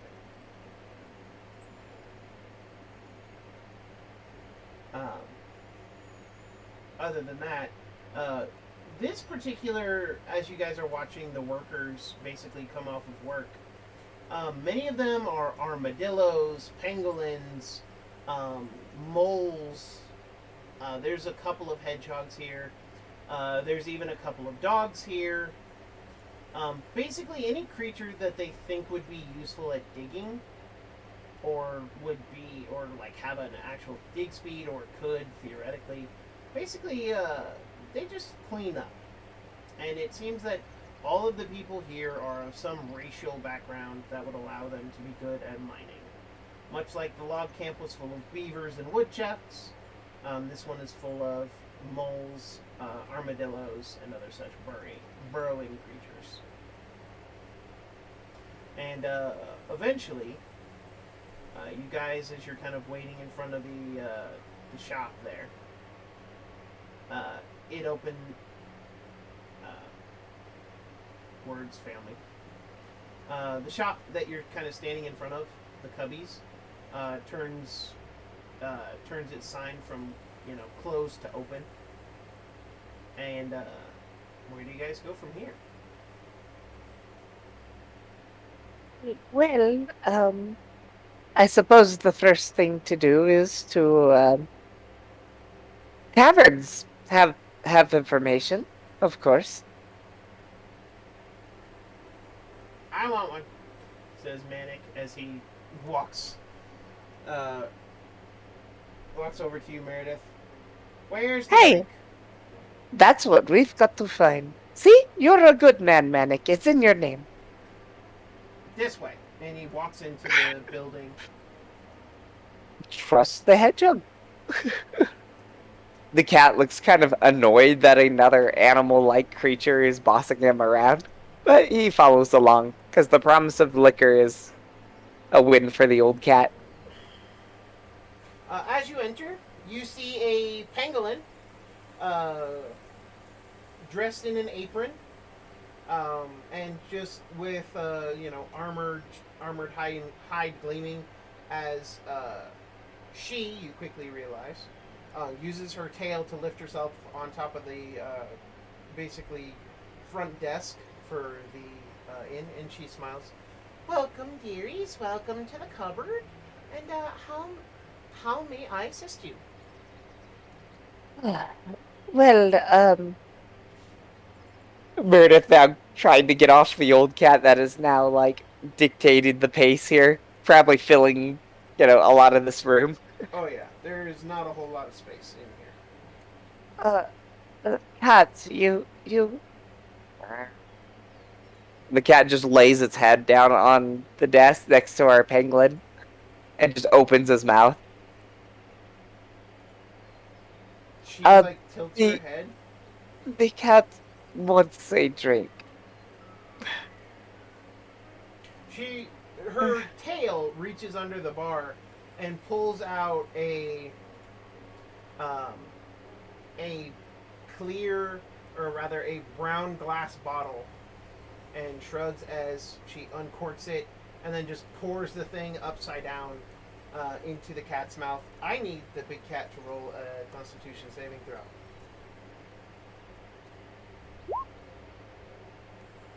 I think that was the cat, right? Yeah, that is the cat. So, even with an 18, the cat closes its mouth. You're behind its head, so you don't notice as one eye starts to turn green, the other eye starts to throb and have the hypnotic circles in blue and yellow, and eventually the cat just lets out a and produces a smoke ring. And the pangolin kind of waves it off. There. Right as rain. Yes. The cat looks actually rather content despite the burning. Just that one eye, I just... So, one for, our friend here, and, she looks a little, nervous about the situation now that the cat has dictated, this pace. We are here to help the, query. I think you're having trouble with, well, the cat says Alaskan bollworm. Don't know what that is. But I do not know either. You want, you want Speaker Remy. Speaker Remy is down at the speaker's abode and the Nest Enclave, she says with a little bit of disgust. I see. Speaker Remy, it is. And your name? Oh, I'm Tara. It's a pleasure to meet you. Likewise. And Meredith, reaches out with both of her hands to shake her hand. She shakes your hand. She shakes your left hand. Yeah, clasps her right hand over it.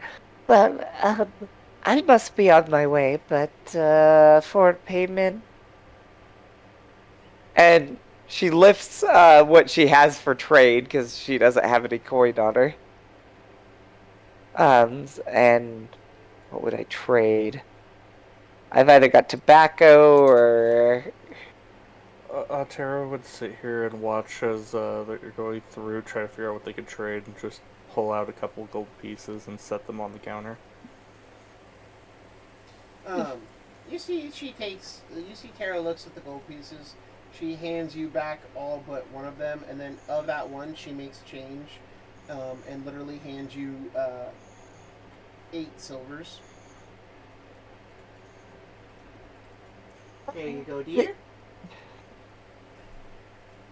The cat likes you even more. He says you're not cheap. Sorry, I like to might think have I'm said not, that wrong. but my... She only charged 2 silvers for the room and handed him back everything else. Yep. No, that's yeah. Okay. I had that right. I had said two gold pieces, so I just took off one and then added the silver come back. Yeah. As for the cat's comment, it's, well, I'd hope I'm not cheap. The only ones that usually call me that are the ones I leave high and dry. Well, he said it a little differently. The cat, he said you're his favorite flavor, rich. And she kind of giggles a little bit. Well, just don't call us a gentleman. I never finish last. Gentleman? She's a little head tilty now.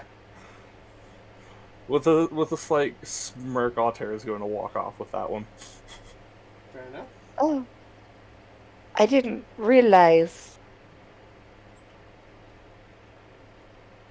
So, It must be different with birds. That is her conclusion.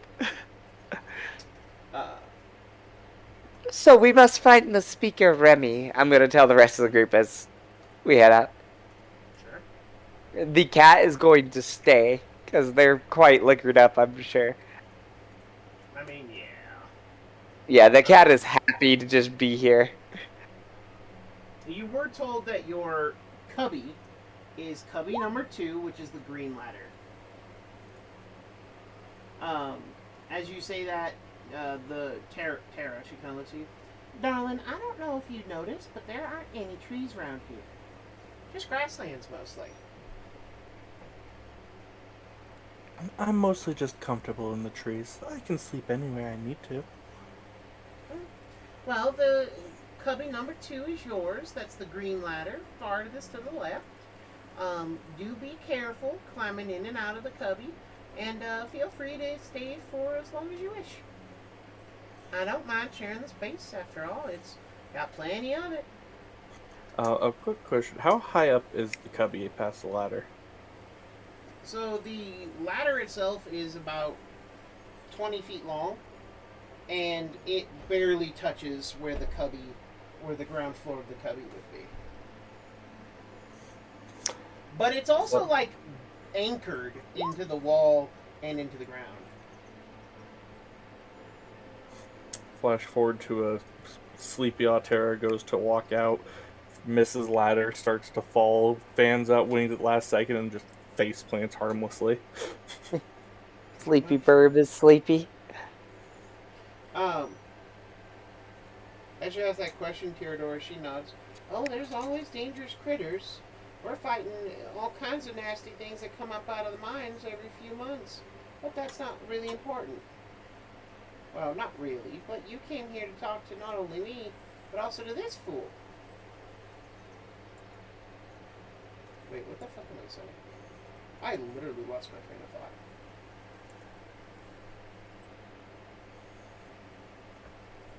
I have no idea. Oh, Jesus. I literally have no idea where I was going with that sentence. Whatever. I'm sorry. Scratch, delete that, it's out.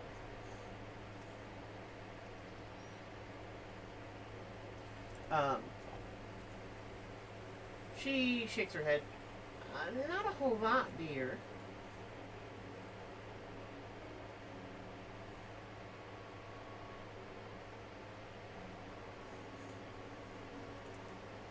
In all honesty, you have to go into the woods to do hunting, and we don't do a lot of that here at the quarry. It's too much work. We get our supplies normally. We would get our supplies from Blackbird Village. They send supply wagons about every week or so. Unfortunately, due to whatever's happening on the road, they haven't gotten in and we can't get to them. Do you know what's going on the road? No. Other than everything's delayed. The slave speaker is not much use, and old Mr. Sheriff George ain't any help at all.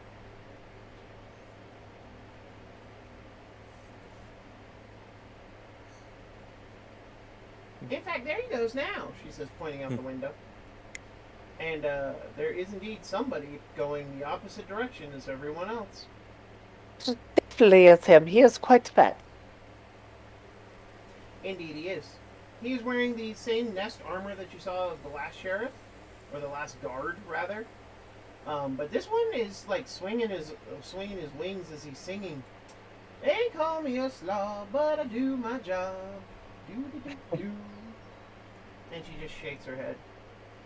Isn't that awful? He couldn't carry a tune in a bucket. Well, we met one Rockadale. I'm sorry, Rockadale, right? Rocky Dale. Rocky Adele. yes. Adele. We met one Rocky Adele, and he was a better crower, yes. Oh, old Rocky. Yeah, his father, old Alan Adale, was not too far from here. Lived on the other side of the river to the east. Well, was it a family trait? Was his father also a crower? Oh, most definitely. Always had a song in his heart and always on the road singing about him. I see. Well, it's good to keep it in the family, yes. Thinking about Rocky, Otter is gonna start humming the song. Oh yeah. Dun, dun. Oh, I'm not gonna... but she just The nods. Wanderer Well, said- you better make it quick because the slave speaker don't take nobody shortly after business hours. All right. Suppose-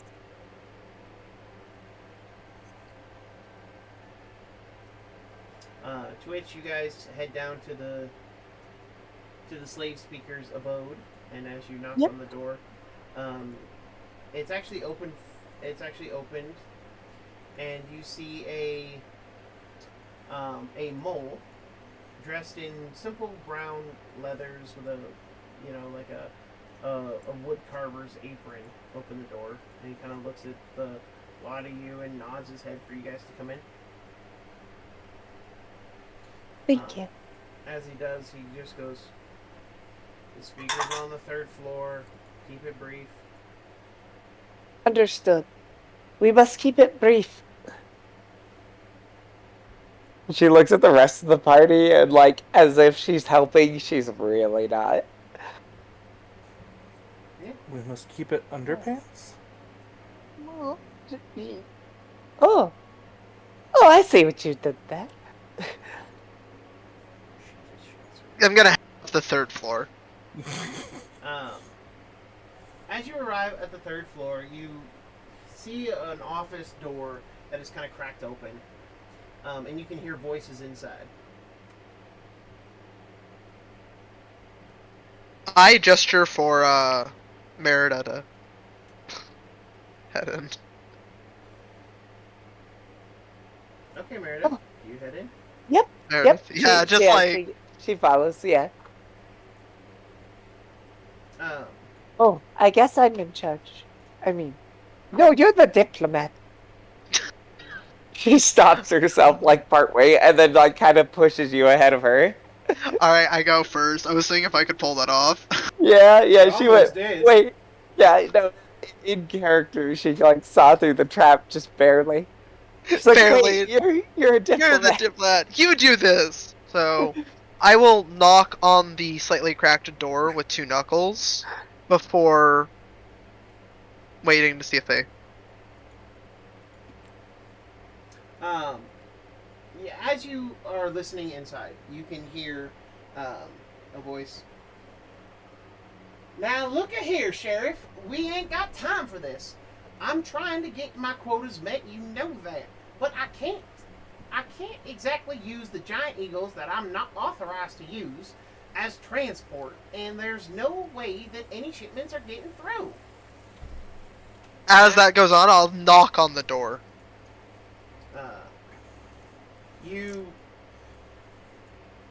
The knock. Oh, yeah, we're here to help. That's all I know, right? In character. That's You're here to help. yeah. Could you I know- could I safely guess that they're talking about getting shipments over to the logging camp? Or somewhere. Your guess is Blackbird, Yeah. because their stuff, everything that is produced in the slave isles goes to Blackbird and then is sent back to Nest proper. Mm. Blackbird Village. Uh, Yeah. at the So knock, you actually hear a voice. "Now what?" And you watch as the sheriff opens the door. "Well, I don't rightly know who you are." we are the diplomats from across the sea. We're also the ones that just started a path through the small timbers from the logging camp to here. I look back. We helped clear up the logging camp problem, yes. Mostly them. I point to the ones behind me. You see, he kind of frowns. Well, now. Big crocodilian. He kind of looks back at the slave speaker. Well, now, seems that these mighty fine visitors are here to help you, slave speaker. I think you'll do well. After all, the nest has the utmost faith in you. And he just kind of smiles. Now, do be good and make sure you get them quotas on time. I'd hate to have to do something drastic, he says as he kind of pushes past you guys. I'll head in. You all see slave speaker Remy. He is an armadillo. He's got a basically a cowboy hat on, and not much else. And you can see he looks so tired. Like his whole demeanor is one of just defeat. And he just kind of looks at you guys. We are genuinely here to help, though. Once the other guy is well away from us out of earshot, Altera's going to just kind of lean into a corner and say, "Why do we have to meet all the assholes on this trip?" Lean to who? Which one of us? Leaning into a corner. Oh, I thought you leaned into, like, one of the No, party members and said... Altera's already pretty sure the cat is just going to begrudgingly accept it, but make it a pain. The Minotaur is a little bit too beefy to be comfortable leaning against, and the snake is so shy they'd probably go to slither away, and Altera would end up face first on the ground. That's fair. Anyways, but I look to slave speaker Remy? Mm-hmm. Remy, is it? Yeah, Remy Arms, that's me. What seems to be the actual problem? Why are there delays? To be honest, I don't know. I send the wagons off with the goods when I'm supposed to, and they never come back. And not We to saw mention, one. The supply wagon from Blackbird is over 2 weeks 2 weeks late. What were they supposed to send? Mostly more mining supplies, replacement hammerheads for the pickaxes, or rock crushing hammers, things of that nature. We ran into one of your supply wagons, dilapidated along the road, on the side of the road. No horse, well, nothing drawing it, and no rider. It was pretty busted up. Oh, good. It looks like it had been there quite a while. Yes, covered in moss, foliage grown around it. Yeah, probably so. I've been doing this a while, and it's only gotten worse. So something is, attacking our caravan. The caravans, at least. I wonder if there's another creature for us to slay. Most definitely. How, Well, everything seems to be happening along the main road. we noticed. But, there's a floating butt there. Nothing's happening inside the quarry itself. Like, I don't know how else to say that. Alright. So it definitely is the main road, exclusively? Well, that's All the of only the way issues we can are get our outside. big carts to Blackbird, is the main road. Alright. Well, I have a question on the relation to, one sheriff. What about him?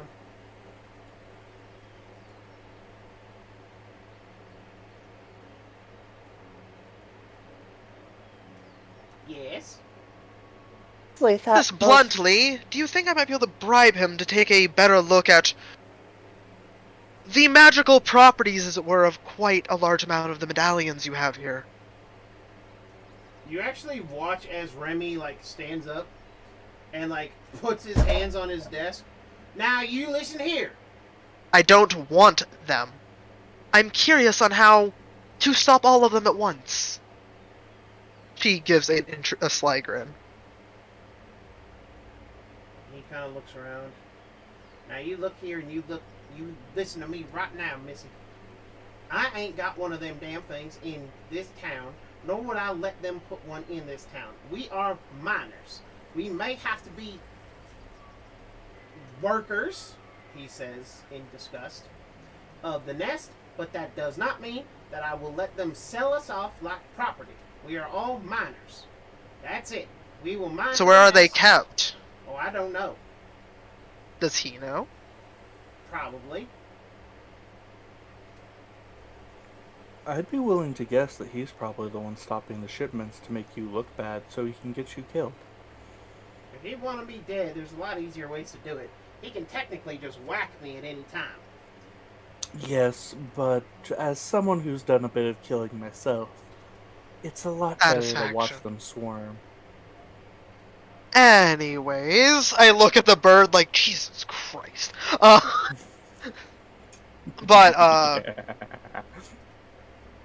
Thank you for that, insight. I'm glad. I'm interested in the, magics that go into these.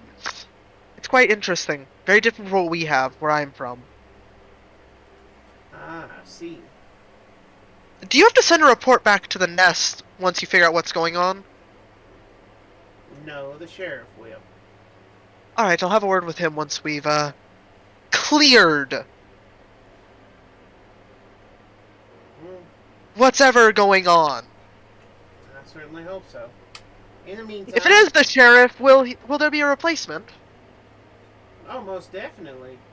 After all, the nest doesn't care about what one of their members wants. They want what they need, and well, if they're not meeting quotas and someone stopped them, and they're gonna get removed. So. Oh, interesting. I'll have a word with the sheriff before everything settles for the evening. Thank you for your time, Remy. He just kind of nods. I genuinely do hope this works out for everyone. As do we all. Also, please do not... I know he's likely to steal from one of y'all. Please do not break the Duke's nose too badly. He whines every time. Who's the Duke? His name is Duke Wesselton, and he is the supplier. And you see Remy hold up a pair of air quotes. Alright.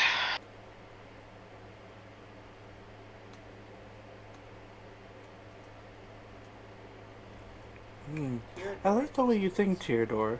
We don't have to break a nose. A good shot to the gut will do some good. Actually, I'd be willing to deal with that at this point. I'm gonna go follow the direction the sheriff went off to before I go back to the inn. The sheriff went to a building with a gallows in front of it. There is currently someone hanging from it. I'm assuming dead. Oh yeah. I'm assuming dead. This person is a mole. And you then see a pair of vulture guards in front of the door that leads into this building, and clearly it is the jail/sheriff's office.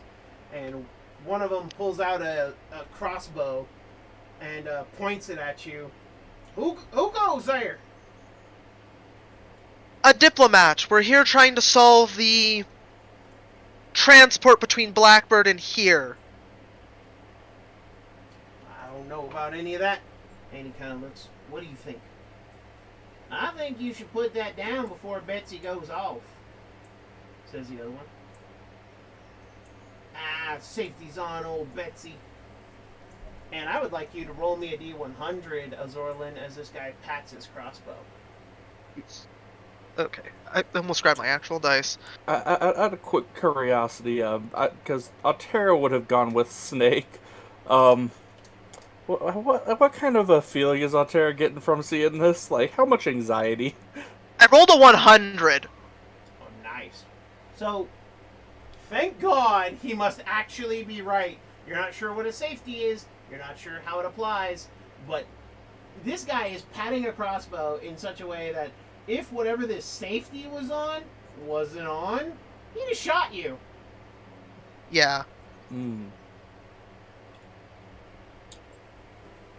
And, some miraculously, he has not shot you. But you see, he nods. Well, very well. You get going then. And he gestures to the door between them. Altera, you're nervous. I appreciate the faith you have in your weapon. I head on in. As you head on in, there is a large chamber, and you see the old Harris.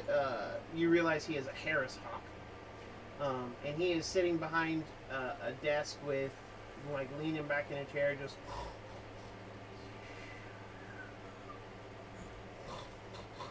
So you're the sheriff of this town, correct? Huh? Yep, that's me, Sheriff George, at your service. Come here to pay your taxes, have you?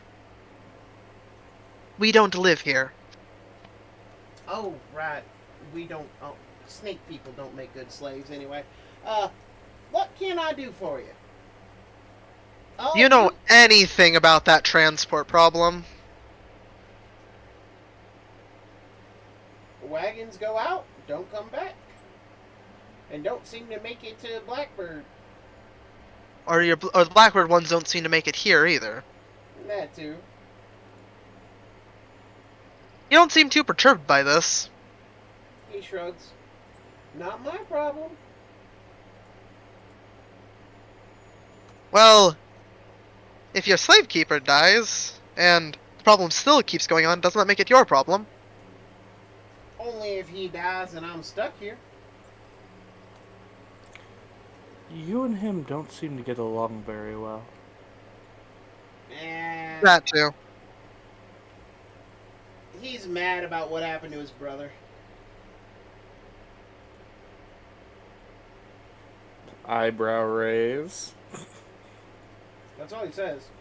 Yeah.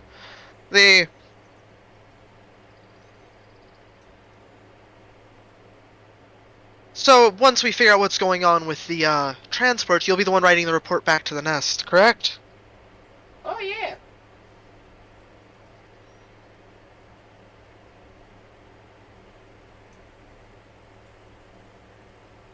You guys actually think you can handle this? We killed a large crocodilian creature, with not all of our party engaged, and whatever that up by the logging camp, that was causing some problems, stopping the flow of lumber. Well, I'm not gonna say I won't appreciate it, because this is a cushy gig. I barely have to hang anyone.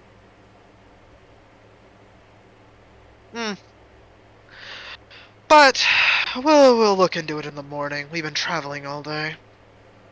Sounds about right. Make sure you stay at the Cubbies. Not that you got much choice other than sleeping out in the street. Which, please don't sleep out in the street. I'd hate to have to kick you on my morning rounds. Thank you for the warning. How sincere is that comment? Not at all. He would probably kick you in the morning. He'd probably kick you in the evening. He'd probably kick you just because he doesn't like your face. Yeah. He'd probably kick you just because you breathed wrong. I mean, you know. So, that's no help.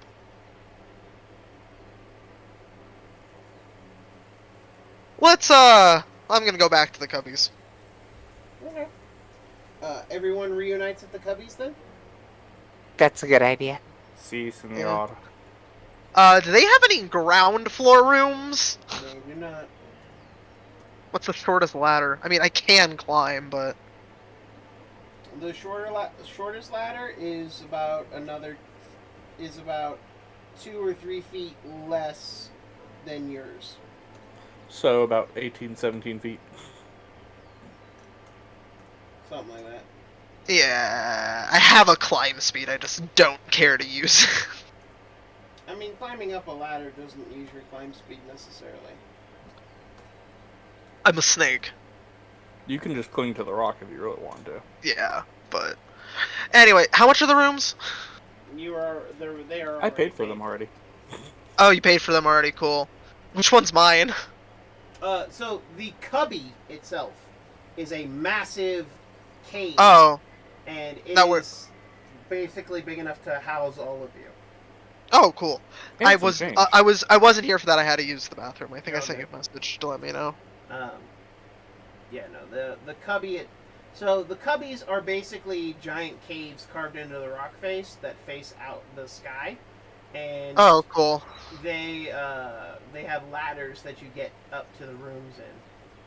Oh, that's cool. I like that. And All right, I got it. yeah. So yeah, let's head up to our cubby. Hey, you head up to your cubby, and it is very cool compared to the Dry the area around. Yeah, that we're all facing, here in Carson and Nevada. But as you all get up to the cubby, and as you all settle in for your night's rest, I actually think this is a perfect place to call it. Yeah. And mostly because it's really sad I don't have my avatar working, but also because you guys are setting up to do some really intense stuff. But anyway. Yeah, something that'll take a whole sesh, right? Oh yeah, most definitely. Yeah, there you go.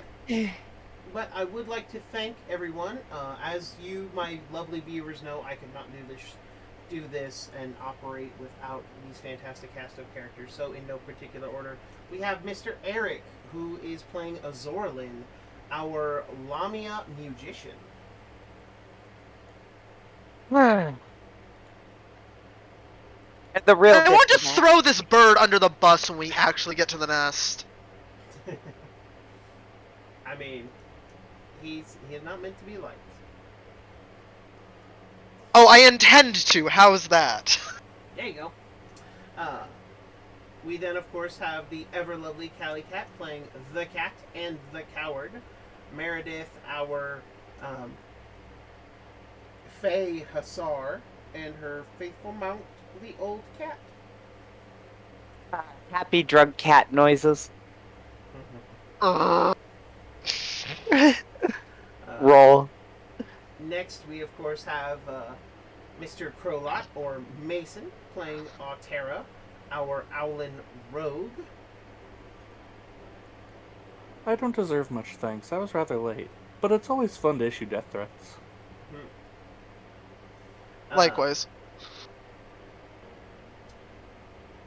And last but certainly not least is Mr. Matt, playing Tyrador, our Minotaur Ranger. Hey, sorry but so quiet. It's just easier to type right now because me and the DM are in the same room, and that's causing my brain to melt trying to talk. But it was fun. And, of course, I am your surgeon for this operation, Dr.